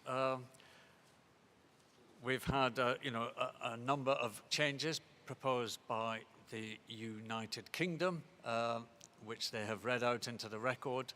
But what I suggest we do now is that we ask the Secretariat to produce a ComDoc so that this can come back to the committee and everybody can see the text in front of them with the amendments made, and then we can consider it more fully. So if parties are content with that, and I don't see any requests from the floor, then that's the action that we will take, and we can close discussion on this item for now, noting that we will come back to it later. So that brings us on to document 77 on Queen Conch, Strombus gigas. And for this, I will ask the Secretariat to introduce the document. So, Secretariat, you have the floor. Yes, excuse me. Thank you, Chair. So document 77 was prepared by the Secretariat, and it reports on the implementation of decisions 18.275 to 18.280 on Queen Conch, or Strombus gigas.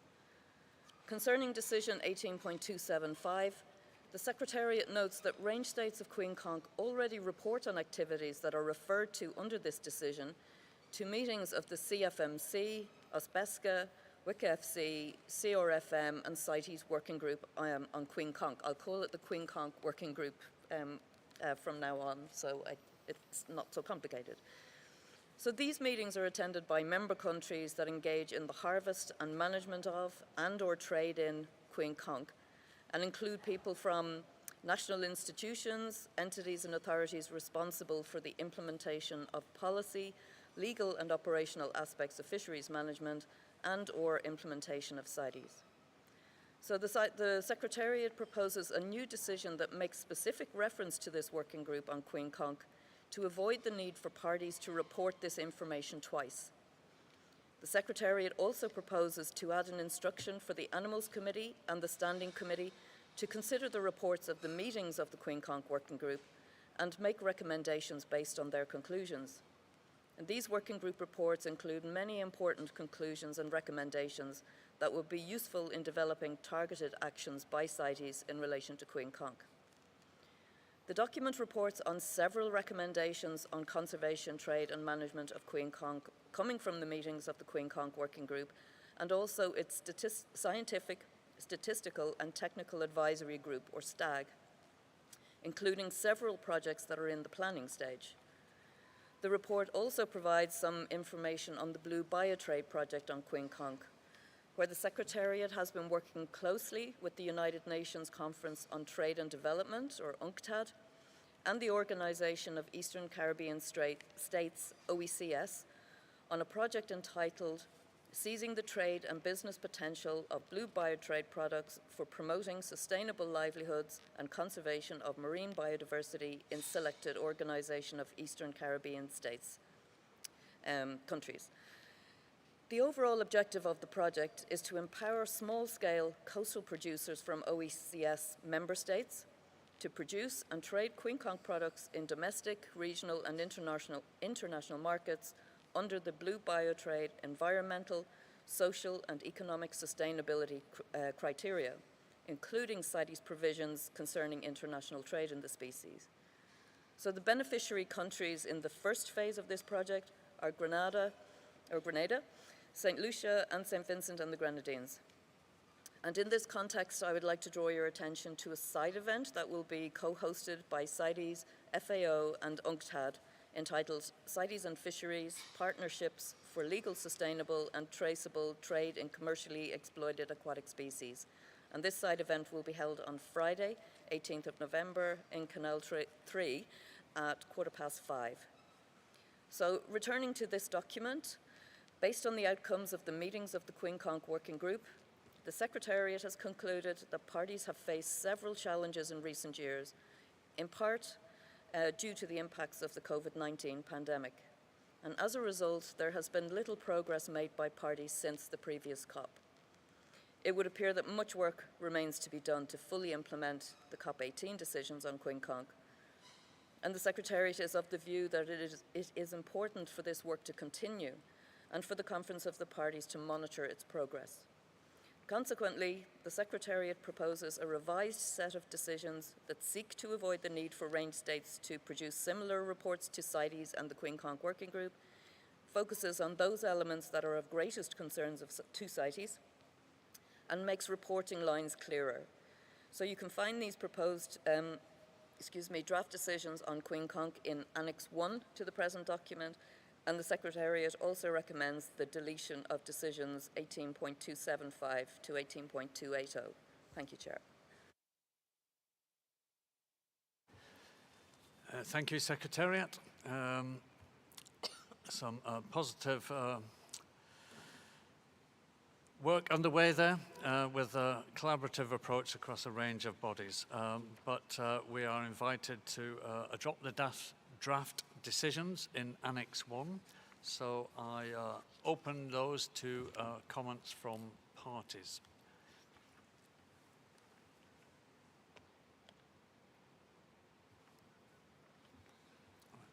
So I see Jamaica, followed by the United States, followed by the European Union. So Jamaica, you have the floor. Thank you, Chair. As this is the first time that Jamaica is taking the floor at Committee 1, we wish to reiterate the sentiments of our colleagues in thanking and congratulating the government of Panama for hosting COP19. Chair, Jamaica supports the recommendations of the Secretariat and wishes to thank you for this opportunity to make a few brief remarks on Queen Conch. Since COP18, Jamaica has continued to carefully manage the fishing of its Queen Conch stock. In 2019 and 2020, the industrial fishery was closed to allow recovery after management-based diver surveys indicated that closure might be necessary. Closure was not due to any failure of management, but rather the observation of the precautionary principle and on reports of illegal, unreported, and unregulated fishing. In 2021, it was reopened with a reduced national total allowable catch. In May 2021, the first non-detriment finding study for Jamaican Queen Conch was completed. It generally showed that the Jamaican Queen Conch industrial fishery was being managed in a sustainable fashion and that the stock was in acceptable condition. Also, Chair, Jamaican traceability capacity was significantly enhanced. Just one second, please.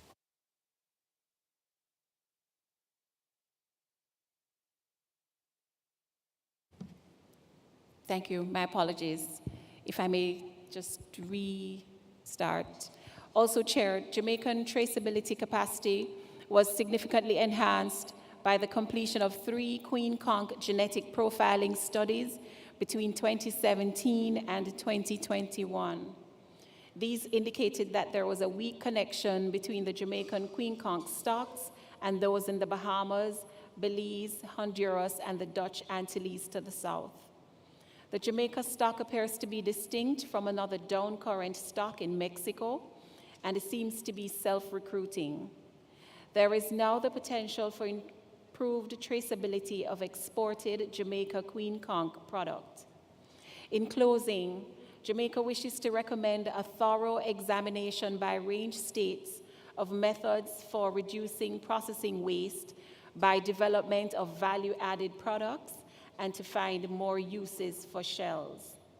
Chair, Jamaica wishes to thank you for this opportunity to contribute to the current meeting. Thank you, Jamaica. It's useful to hear. The United States, you now have the floor, followed by the European Union. Thank you, Chair. The United States is a range state for Queen Conch, and as the largest importer of Queen Conch, we are committed to ensuring that our imports of this species are legally acquired and sustainable. The U.S. has been an active participant in regional efforts to improve the conservation status of the species, including through participation in the Queen Conch Working Group of the Western Central Atlantic Fishery Commission, and we support the adoption of decisions to help strengthen Queen Conch management, data collection, traceability, sustainability, regional collaboration, and compliance with CITES requirements.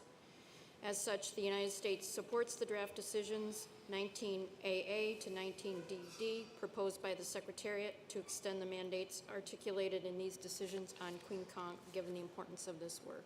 Thank you.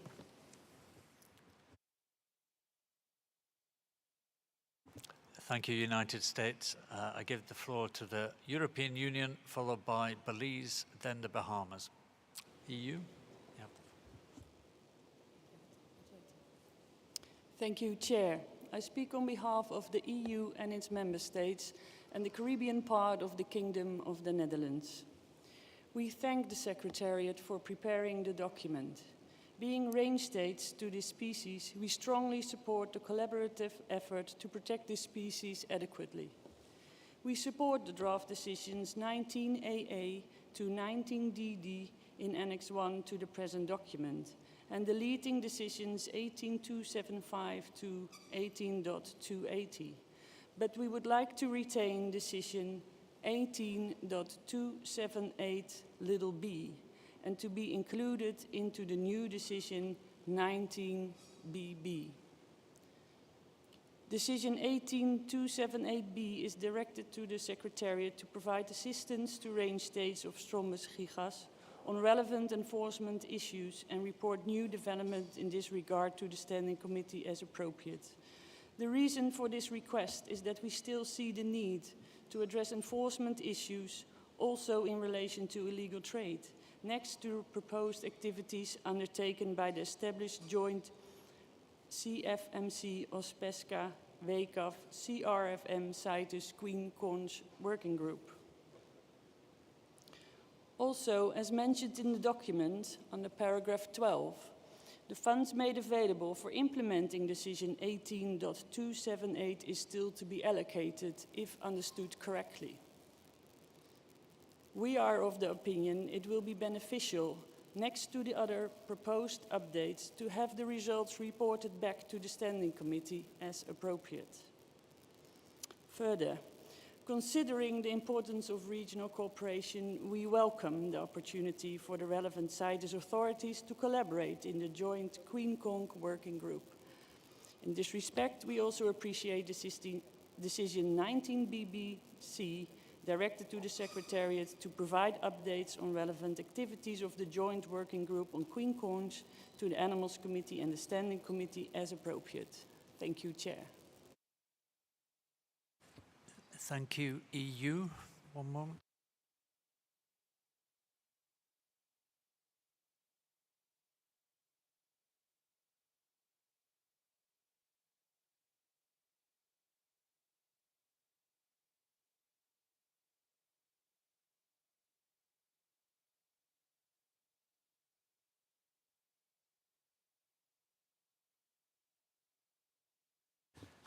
Thank you. I now give the floor to Belize, followed by the Bahamas. You have the floor. Thank you, Chair.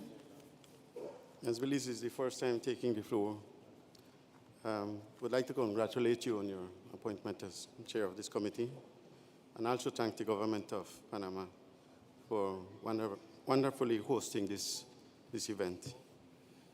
Chair, Belize, as a member of the Caribbean Regional Fisheries Mechanism and also a member of the Organization of the Fisheries and Aquaculture Sector in Central America, note with great interest the proposed rule to include the queen conch in the Endangered Species Act of the United States.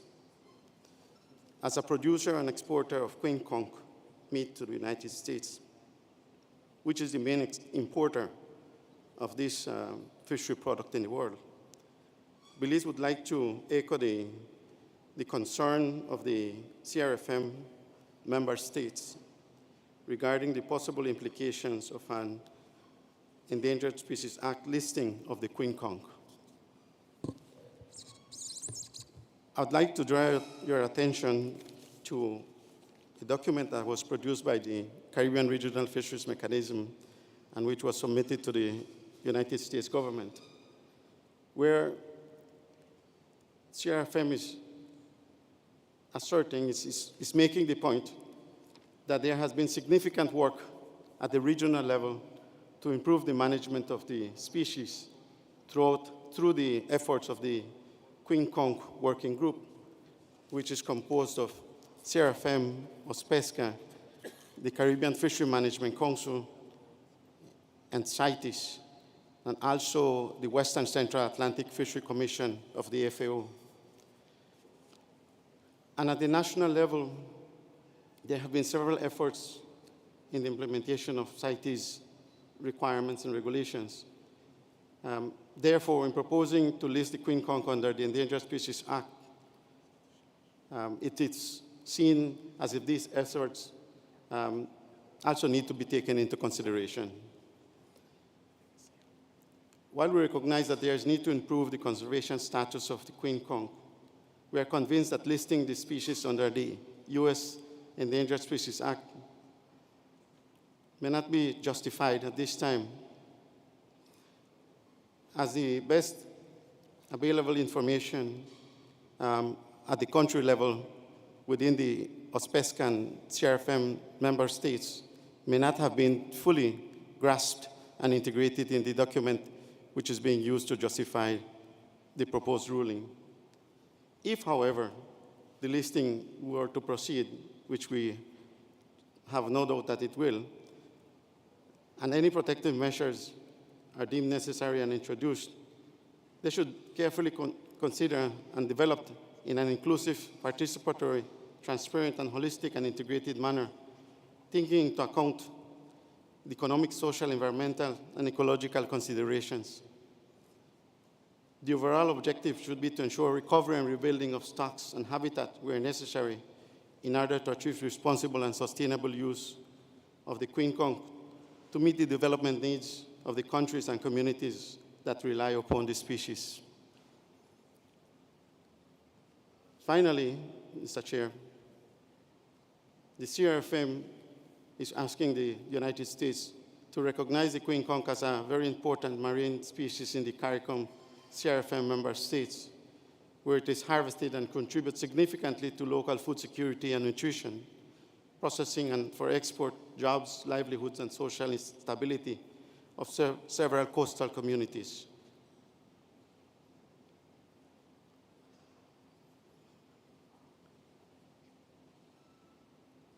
Mr. Chair, finally, I would just like to say that the proposed listing will have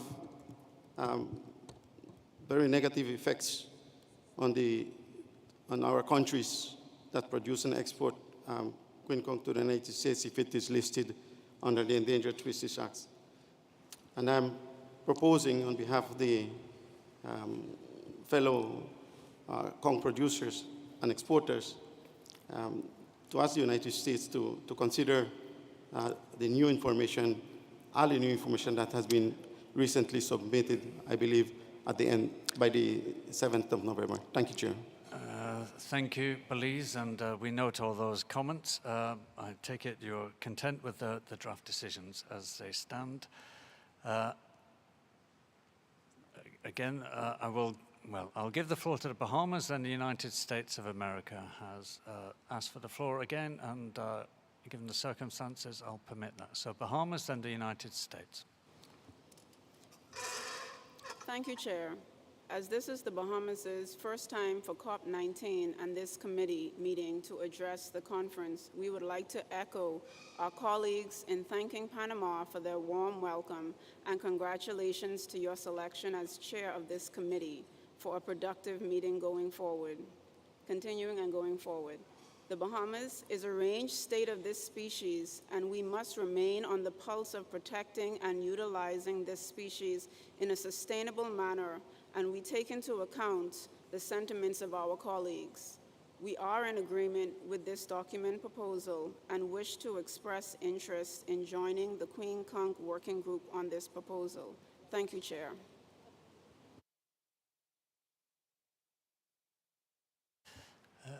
Thank you.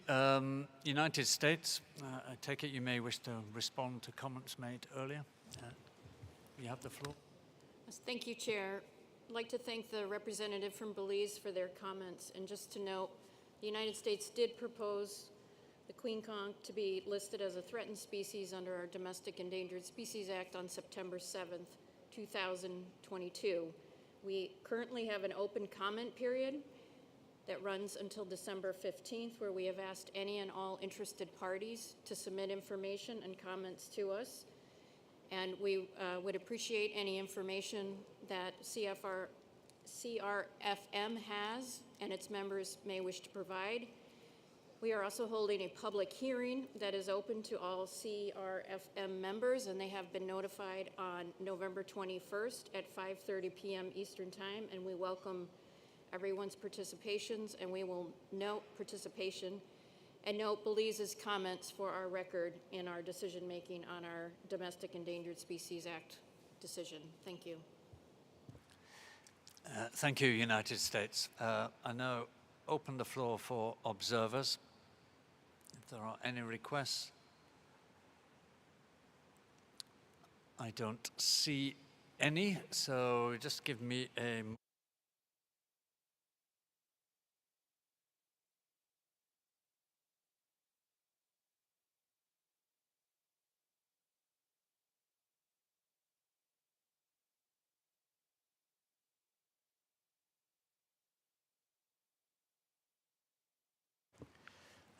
thank you, colleagues, for all your comments.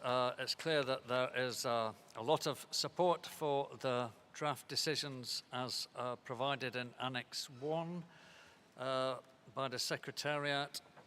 The EU made the comment that they wanted to retain paragraph B in what was old decision 18.278. No 19BB, so we will make that amendment. So with that, I think we can recommend adoption of the draft decisions in Annex 1 with that amendment, and we can also agree to the deletion of decisions 18.275 to 18.280. So that concludes, I think, our discussions on document 77. We now move on to item 64 on marine turtles, and we have two documents. 64.1, the report of the Standing Committee and of the Secretariat, and item 64.2 on the conservation of marine turtles. As these two documents are very closely related and potentially have overlapping text, I'm going to suggest we introduce them both one after the other and then invite debate on them both. So with that, I'll ask the Secretariat if they would introduce document 64.1. Secretariat, you have the floor. Thank you, Chair. This document has been prepared by the Standing Committee and the Secretariat. At its 18th meeting, the Conference of the Parties adopted decisions 18.210 to 18.217 on marine turtles, directed to the Secretariat, parties that are marine turtle range states, IQIC, the Animals Committee, the Standing Committee, as well as other organizations. The global study on the legal and illegal international trade of marine turtles was shared with the parties AC31 and SC74. At its 31st meeting, the Animals Committee incorporated recommendations from the study of a scientific nature into draft decisions, and at SC74, the Standing Committee agreed to propose its draft decisions to the Conference of the Parties as presented in Annex 1 to the document SC74. Presented Annex 1 to the document. SC74 also agreed to renew Decision 18.217, which asked the Standing Committee to review the global study as there was insufficient time at the Standing Committee. The draft decisions are directed to parties, Secretariat, AC, and SC. The draft decisions directed to parties cover a wide range of activities, including developing framework for sustainable use of marine turtles, taking into account national and regional circumstances, developing science-based operational protocol for hatcheries where it exists, documentation of bycatch and mortality levels, sharing information and knowledge on bycatch mitigation and survivability models, and conducting research for the development of protection and conservation measures for marine turtle foraging, nesting, and migratory areas. The draft decisions directed to the Secretariat includes bringing to the attention of the AC and SC any significant changes in the illegal trade in marine turtles and liaising with CMS and its IOCA Marine Turtle MOU.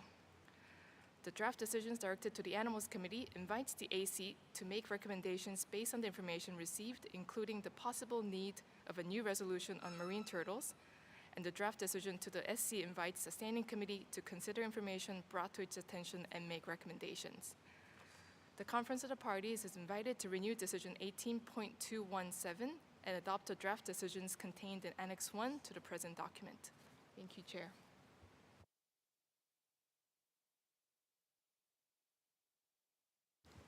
Thank you, Secretariat, for that introduction. And I will now invite the United States, if they would, to introduce document 64.2. You have the floor. Thank you. Thank you, Chair.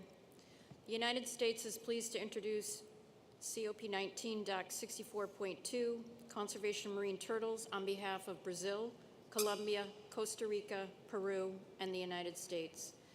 This document calls for the creation of a CITES resolution on marine turtles and builds on the decisions adopted at the 17th and 18th meeting of the Conference of the Parties to CITES.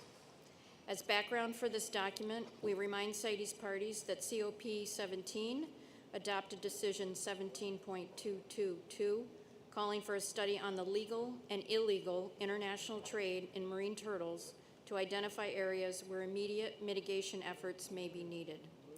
This study and subsequent analysis by the CITES Secretariat examined the scale of marine turtle bycatch and its relationship to trade at the global level, providing evidence of continued illegal trade in marine turtles, and provide a set of recommendations. As a result of the work, COP18 adopted decisions 18.210 to 18.217, which urged parties to undertake a number of important activities aimed at addressing the illegal trade of marine turtles. We are very concerned about the illegal trade in marine turtles, species that are listed in Appendix 1 of CITES, and believe that CITES must prioritize action to combat the trafficking of specimens of these iconic species. The continual adoption of decisions on marine turtles and the reports from CITES demonstrates the need for a CITES resolution on marine turtles, which, unlike decisions, will not be time-bound and will ensure that the issue of illegal trade in marine turtles continues to be addressed at each meeting of the Conference of the Parties to CITES. Due to the need for timely action to address the increased illegal trade in sea turtles, the United States and its co-sponsors support the Secretariat's proposal to incorporate several decisions proposed in COP19 Doc 64.1 into the draft resolution proposed in COP19 Doc 64.2. We would, however, like to offer a few suggested changes, most of which propose to retain text that had been agreed upon by the CITES parties for inclusion in the draft decisions in COP19 Doc 64.1. The CITES parties can find these edits in an INF document the United States submitted, COP19 INF document 770. We do have specific edits to propose. Should I present them now?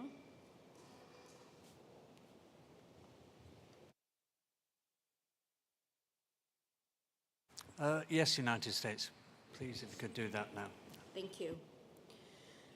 We call CITES parties' attention to the proposed deletion of text in paragraph 2, recommending parties take action to decrease consumer demand for marine turtle parts and products. While we support the language proposed by the Secretariat in the preamble of the resolution, recalling Resolution Conf 17.4 on demand reduction strategies, we would also support retention of the text in paragraph 2 on demand reduction, given the importance of this issue and taking action to address it. We note that in the original paragraph 9, which is now paragraph 7 in the Secretariat's revised resolution, with the Secretariat's suggested edits, the new addition of morality is a typographical error and should be mortality. With respect to paragraph 12, we appreciate the Secretariat's efforts to combine draft decisions 18.AA, little a, and little d, and insert this text into the resolution. However, we note that some of the relevant text has been omitted that we would like to see included. Specifically, we would propose the following edits to paragraph 12. After bycatch levels, we suggest the following text be reinserted. While taking into account other threats to the population across their range, parentheses, number of turtles of different age classes taken from populations, parentheses, reproductive success, parentheses, number of turtles recruited per year, parentheses, natural survival probabilities, and marine turtle biology. At the end of proposed paragraph 12, we propose the following text to be reinserted. Taking into consideration the advice, resolutions, conservation, and management measures of relevant bodies, including competent fisheries authorities and experts as appropriate. Finally, in paragraph 12, we propose to clarify that frameworks need only be developed by parties that intend to engage in sustainable use of marine turtles. We propose inserting before the phrase, develop robust frameworks for any party that intends to engage in sustainable use of marine turtles. We urge all parties to support this important resolution and help CITES take the steps necessary to ensure the conservation of marine turtles. Thank you very much. Thank you, United States, for introducing this document and making proposed edits and for taking into account the recommendations from the Secretariat. We have in these two documents clearly a set of draft decisions and a draft resolution, and there is overlap between them. So it is a fairly complex document. However, I will invite comments from parties to see what observations they might make and whether there are further suggested edits or not. And of course, in doing so, we'll then try and consider the best way forward. So I see a number of requests for the floor already. So first on my list is Samoa, followed by Brazil, followed by United Kingdom. So Samoa, you have the floor.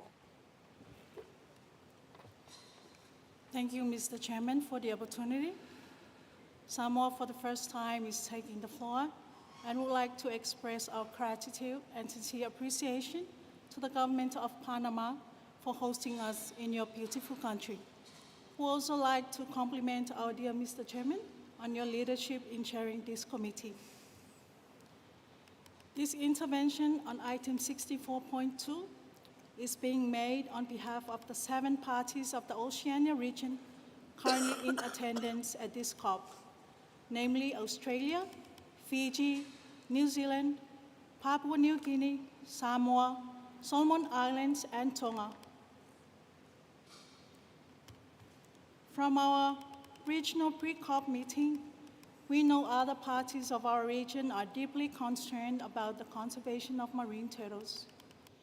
We as Oceanian nations highly value and are committed to protecting marine turtles as they are iconic species to us in our oceans. We acknowledge the need to continue to address the unsustainable use and illegal marine turtle trade and support the proposed resolution. However, small island developing states in our region face particular challenges in implementing this resolution, despite support from the Secretariat of the Pacific Regional Environment Program for the Pacific parties. As such, we would like to suggest a similar text to COP18 Turtle Decision 18.210, paragraph C, be inserted into document 64.2. The new paragraph would read, directs the Secretariat to support parties upon request with the CITES relevant aspects of the development and/or implementation of the Convention for Marine Turtles, including building financial and technical capacity for the conservation of marine turtles. Thank you, Mr. Chairman. Thank you, Samoa, and I think we have captured your text. Thank you. I will now give the floor to Brazil, followed by the United Kingdom. So, Brazil, you have the floor. Thank you, Mr. Chairman, for giving me the floor. As it's the first time we take the floor in this committee, we'd like to commend you on your election as chairman. We hope to work under your leadership constructively, so as we have 2 successful weeks. As co-sponsor of the draft resolution on document 64.2, we would like to echo the words of the distinguished delegate of the United States in supporting its adoption. Of the 7 species of sea turtles found in the planet, 5 nest in Brazil. Our country has a history of successful policies and actions for the protection of these reptiles, which are so dear to us all. At the international level, as a member of the Inter-American Convention for the Protection and Conservation of Sea Turtles and of several regional fishery management organizations, Brazil has supported the adoption of measures that reduce the bycatch and mortality of marine turtles. Nonetheless, we are still concerned by reports that marine turtles caught incidentally end up in illegal trade. The trafficking in these species undermines management and conservation measures aimed at protecting marine turtles. Hence, it is extremely important to ensure that this convention continues to monitor the trafficking in these species and work towards ensuring that marine turtles that are caught as bycatch do not end up in illegal trade.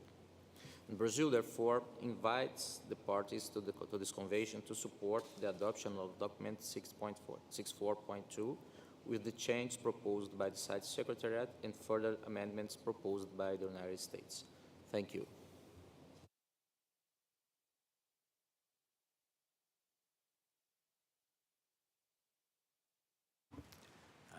Thank you, Brazil. I now give the floor to the United Kingdom, followed by Colombia, and then Cuba. UK, you have the floor. Thank you, Chair. The UK would like to thank the proponents for bringing forward this important resolution. International cooperation is a crucial element to addressing the range of anthropogenic threats facing marine turtles. We therefore welcome this resolution and strongly support its intent. However, as currently drafted, we have concerns that in places the resolution steps outside the mandate of CITES and encroaches on that of other bodies such as the regional fisheries management organisations. It is our view that both CITES and fisheries management bodies should work closely together to ensure a coherent approach to protecting and managing vulnerable species, respecting the different roles and competence to act.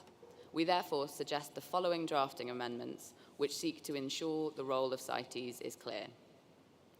In the first, I will now take you through these changes and I will try and go slowly.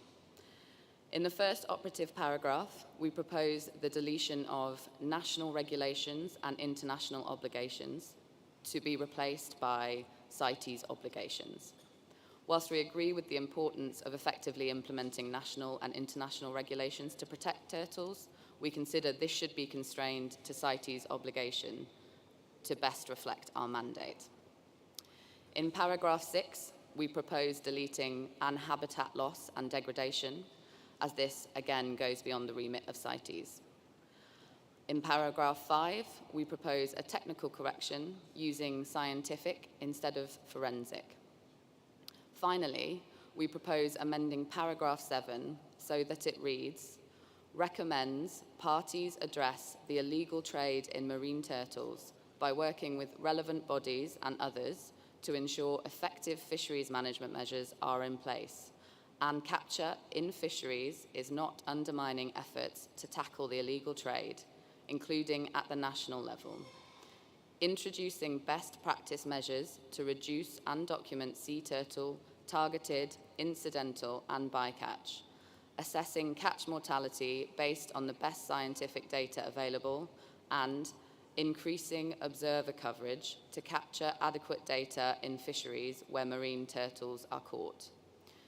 We feel that this drafting better reflects the mandate of CITES and other organisations and the interaction between bycatch and illegal trade of sea turtles, and recognises the role of CITES in tackling this. Thank you, Chair.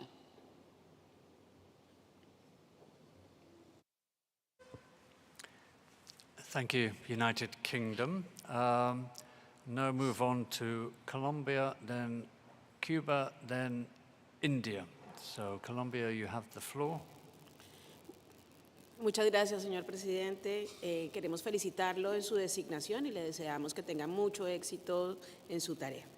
Para Colombia, esta resolución constituye una oportunidad de apoyar, mediante la cooperación internacional, el manejo y la regulación sobre estas especies.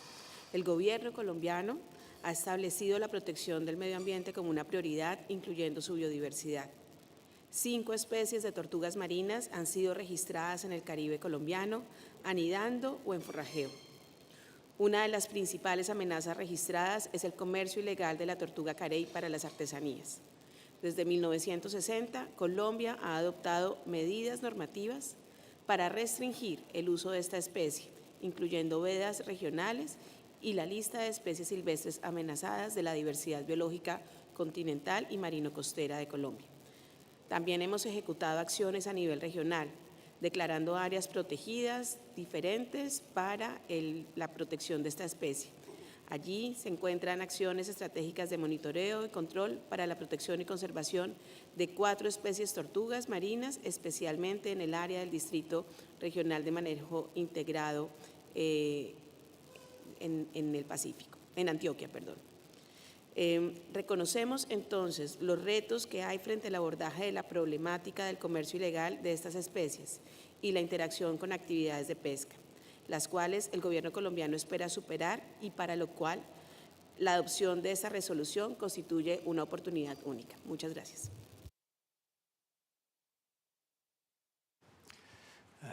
Thank you, Colombia. I now give the floor to Cuba. You have the floor. Gracias, señor presidente. Como es la primera vez que intervenimos, queremos felicitarle a usted por su elección como presidente y a Panamá por la excelente organización de esta reunión. Señor presidente, desde el 2008, Cuba clausuró todas las capturas de tortugas marinas y la única granja experimental fue cerrada y sus especímenes liberados. Se mantiene una pequeña instalación en Cayo Largo del Sur que tiene funciones únicamente de centro de rescate de los nidos que pueden estar en peligro y ha liberado desde el 2005 más de 12.000 ejemplares neonatos. La prohibición de captura y comercio de tortugas fue elevada en el 2011 y al declarar estas especies como especies de especial significación de la biodiversidad nacional. Este año fue también aprobado el nuevo Código Penal tipificando como delito grave la captura y comercio ilegal de estas especies. Por otra parte, queremos informar a la conferencia que a solicitud del Centro de Investigaciones Pesqueras, propietario del stockpile o a reservas acumuladas de carey, que en el pasado fue objeto de propuestas cubanas hasta la COP12, serán destruidos.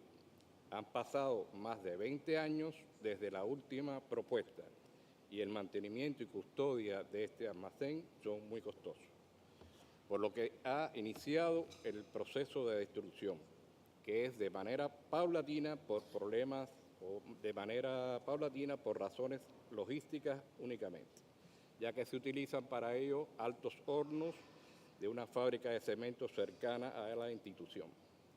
Informamos a la Secretaría de este proceso oficialmente. Por todo ello, apoyamos el proyecto de resolución y las decisiones del documento 64,1 y 64,2. Gracias.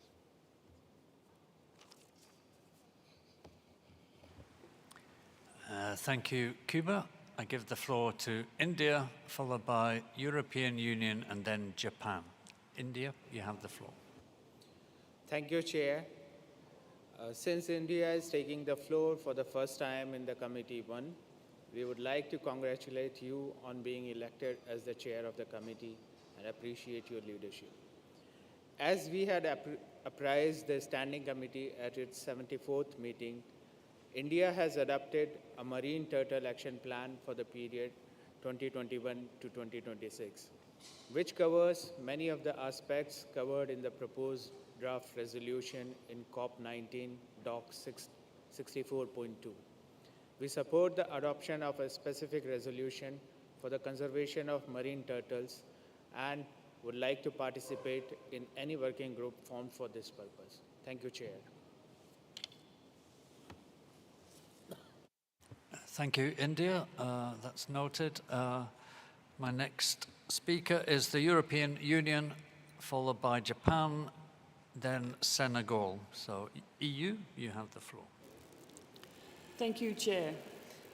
I speak on behalf of the European Union and its member states and the Caribbean part of the Kingdom of the Netherlands. We welcome the report of the Standing Committee and the Secretariat in Working Document 64.1, as well as the idea of proposing a new resolution on marine turtles as proposed by Brazil, Colombia, Costa Rica, Peru and the United States in Working Document 64.2. We agree that it is necessary to collectively step up efforts in protecting marine turtles to prevent further decline and extinction and to ensure that the illegal trade in marine turtles is effectively addressed by CITES parties. To strengthen the work and avoid duplication, we see merit in merging relevant decisions of long-term nature as presented in Working Document 64.1 into a resolution, which also would address relevant updated elements of Resolutions 9.20. The EU and its member states, as well as the Caribbean part of the Kingdom of the Netherlands, therefore support the way forward as proposed by the Secretariat in both documents 64.1 Ref 1 and 64.2. To be precise, we support the following. The revised decision 18.217 Ref CoP19 directed to the Standing Committee in document 64.1 to be adopted. 2. The amended resolution by the Secretariat as included in document 64.2 incorporating relevant decisions originally proposed in Working Document 64.1 and incorporated updated elements of resolutions 9.20.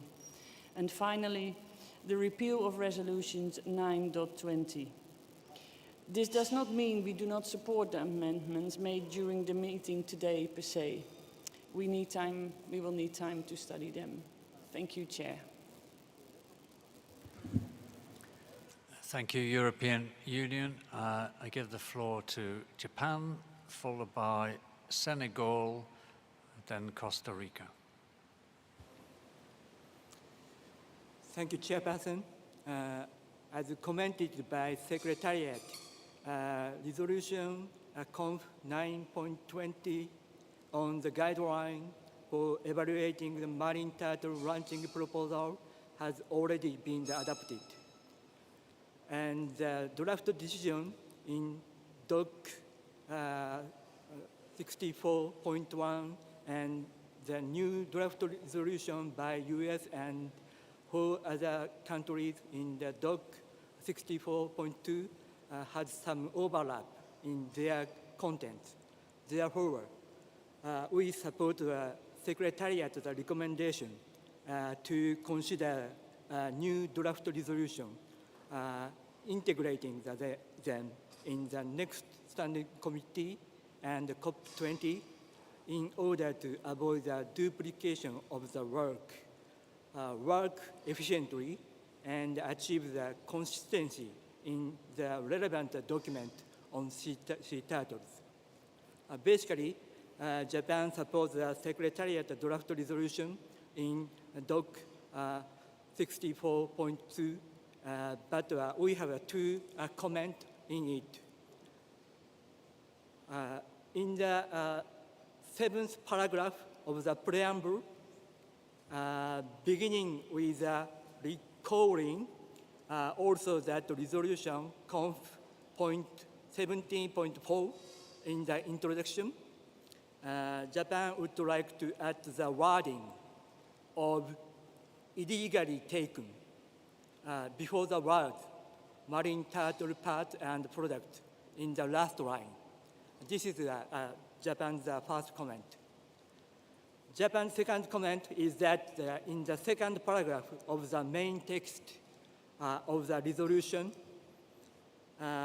beginning with recommend the party address the marine turtle bycatch in fisheries in the introduction.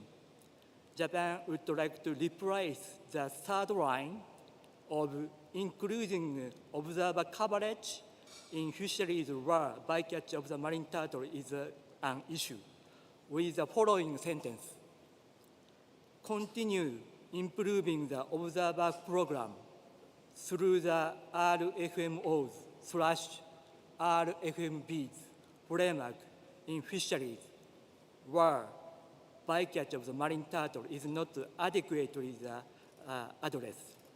Thank you, Chairperson. Thank you, Japan.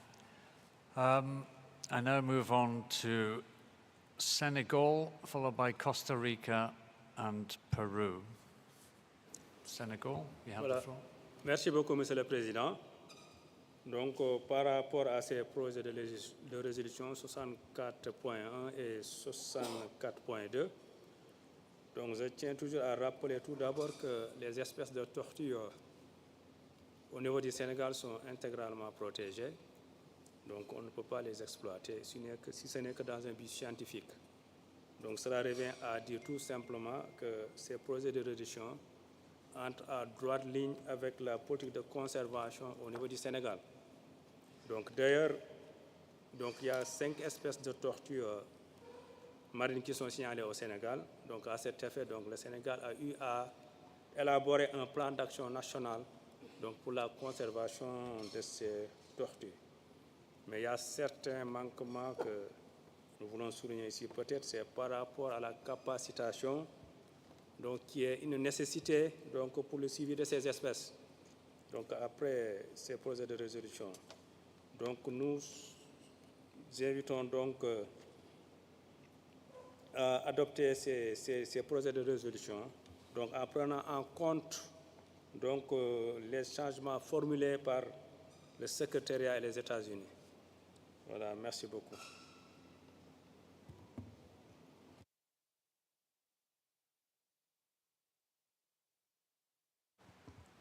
Thank you, Senegal. I now give the floor to Costa Rica, to be followed by Peru, Singapore, and then Bahrain. And at that, I'll close the list for parties. So, Costa Rica, you have the floor. Muchas gracias, señor presidente. Costa Rica es miembro signatario de la Convención Interamericana de Tortugas Marinas, de la Convención de Especies Migratorias y, por supuesto, de CITES. Tenemos el privilegio de contar con 5 de las 7 especies que anidan en el Pacífico y el Caribe de Costa Rica. Trabajamos integralmente en capacitación de los pescadores para interacciones que haya con pesca, liberaciones de artes de pesca. Trabajamos en una estrategia nacional para la conservación de las tortugas marinas. Como país coproponente, invitamos a todas las partes a que apoyen la propuesta 64, 61.2 y 64.1, y es la oportunidad para que sigamos construyendo y conservando estas emblemáticas especies que son migratorias y están por todas las partes del mundo. Muchas gracias, señor presidente. Thank you, Costa Rica. I now give the floor to Peru, then Singapore, then Bahrain. Gracias. Perú es coproponente de este documento que resalta la problemática de las especies y la oportunidad de realizar acciones conjuntas para la conservación de las tortugas marinas. Cabe indicar que Perú, desde 2019, viene implementando el Plan Nacional de Conservación de las 5 de las 7 especies tortugas marinas que existen. Nuestro país ratifica su compromiso para asegurar la conservación de estas especies a través de este plan, que tiene 4 objetivos: reducir la mortalidad por captura incidental, reducir la captura dirigida, conservar los hábitats prioritarios y gestionar adecuadamente las actividades de turismo. Gracias.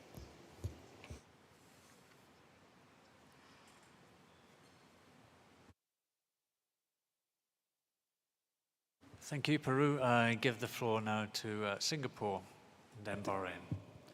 As this is the first time we are taking the floor, we would like to congratulate the chairman for your successful election. We would also like to thank the government of Panama for the warm welcome and excellent hosting of this conference. Singapore has a turtle hatchery in our protected marine park, where we have successfully released turtle hatchlings back into the wild each year. Additionally, as part of our research, we also track some of these turtles using satellite trackers so as to aid in their conservation. Singapore would like to support the draft resolution presented in document 64.2. Thank you. Thank you, Singapore, for your brevity. Also, Bahrain, you have the floor. Thank you, Mr. Chair.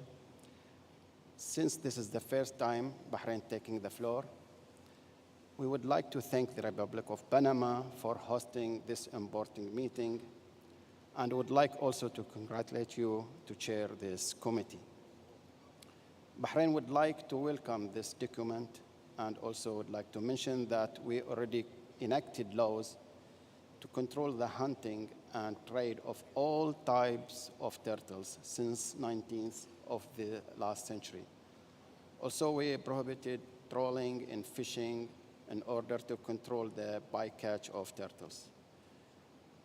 Also, Bahrain signed the MOUs with CMS in turtle conservation. We have also a monitoring program to monitor any type of mortality for these turtles. However, Bahrain, in conclusion, supporting this document. Thank you, Mr. Chair. Thank you, Bahrain. If you just give me a moment.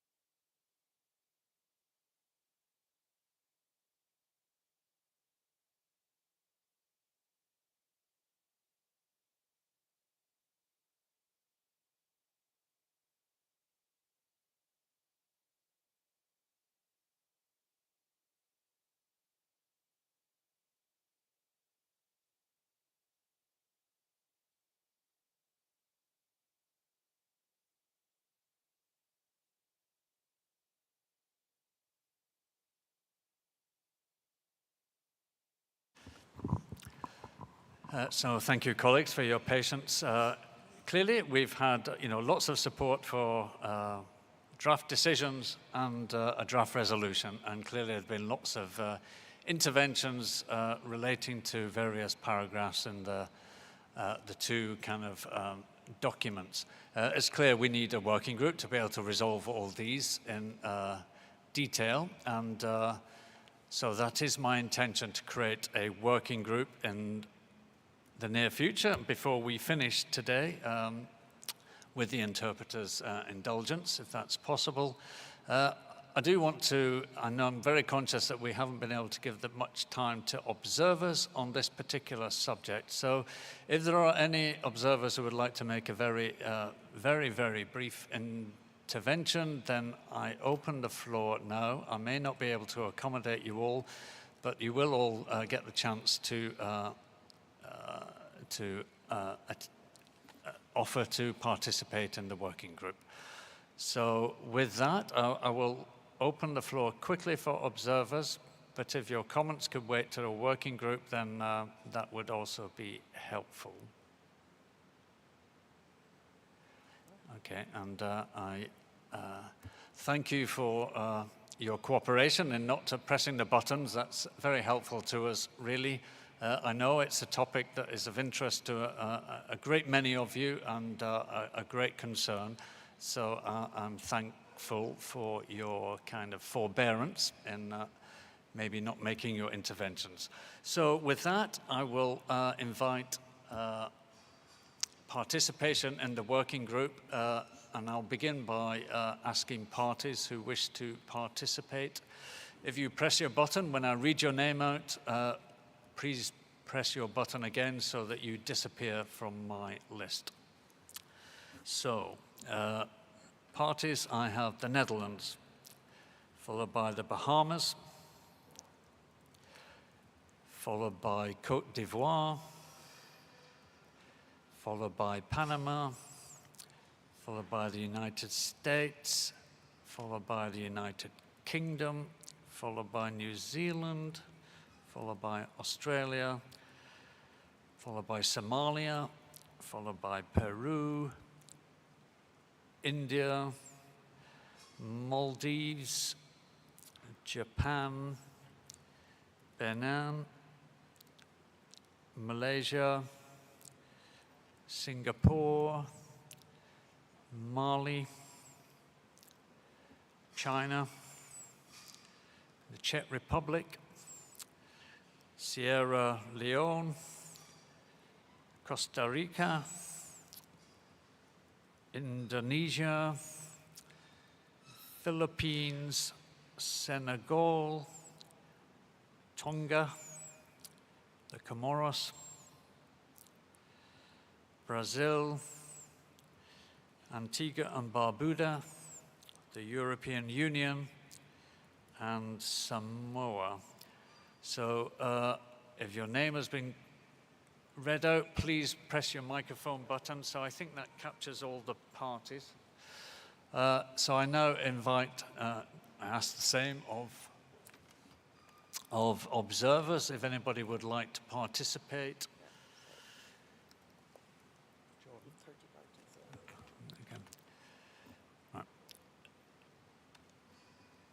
Right, so Costa Rica, you're still on my list, but I think I've read your name out already.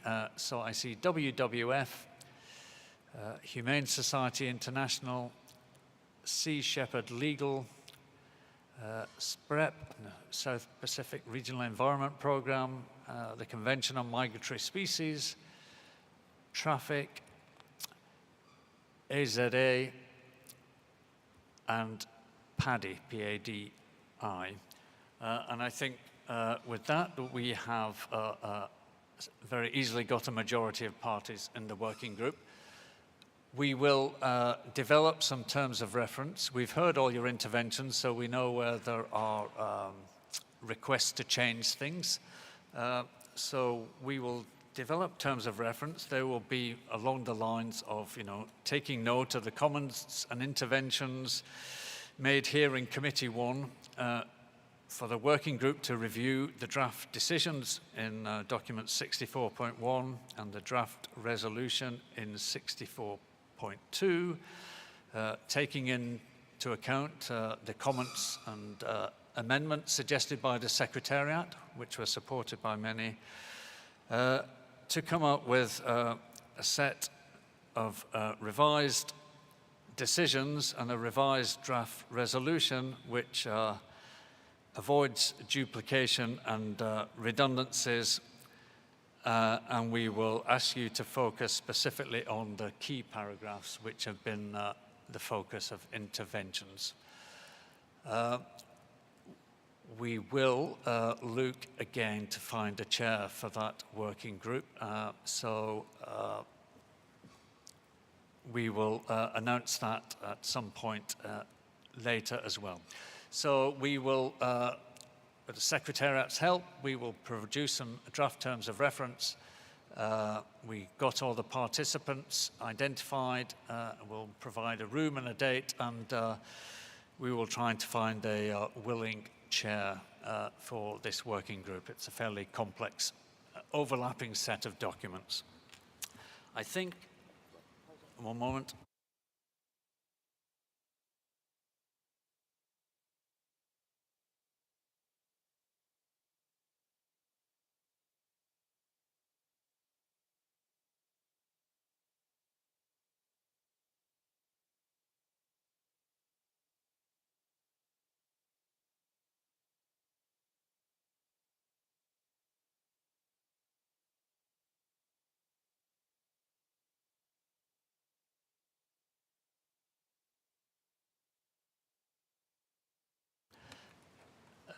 So just a brief conversation there, just to check there were no announcements needed from the Secretariat, and also to say, I did say that we'll provide terms of reference later on. We will provide those terms of reference first thing tomorrow so that they can be brought into the record of the meeting, and that's not just for this working group, but for the one that we created earlier on today. So that brings us to the end of our business today. We're running a little bit behind schedule. Just one moment.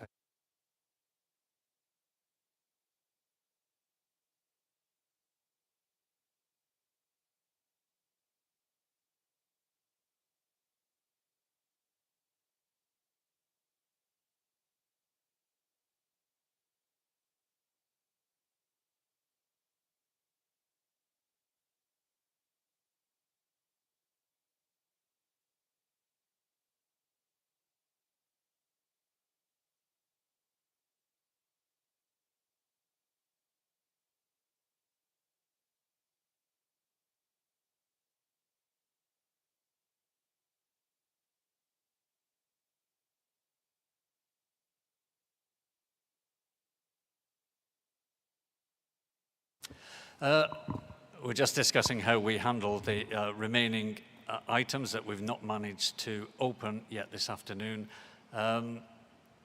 So, as I said, we'll provide terms of reference for today's two working groups first thing tomorrow.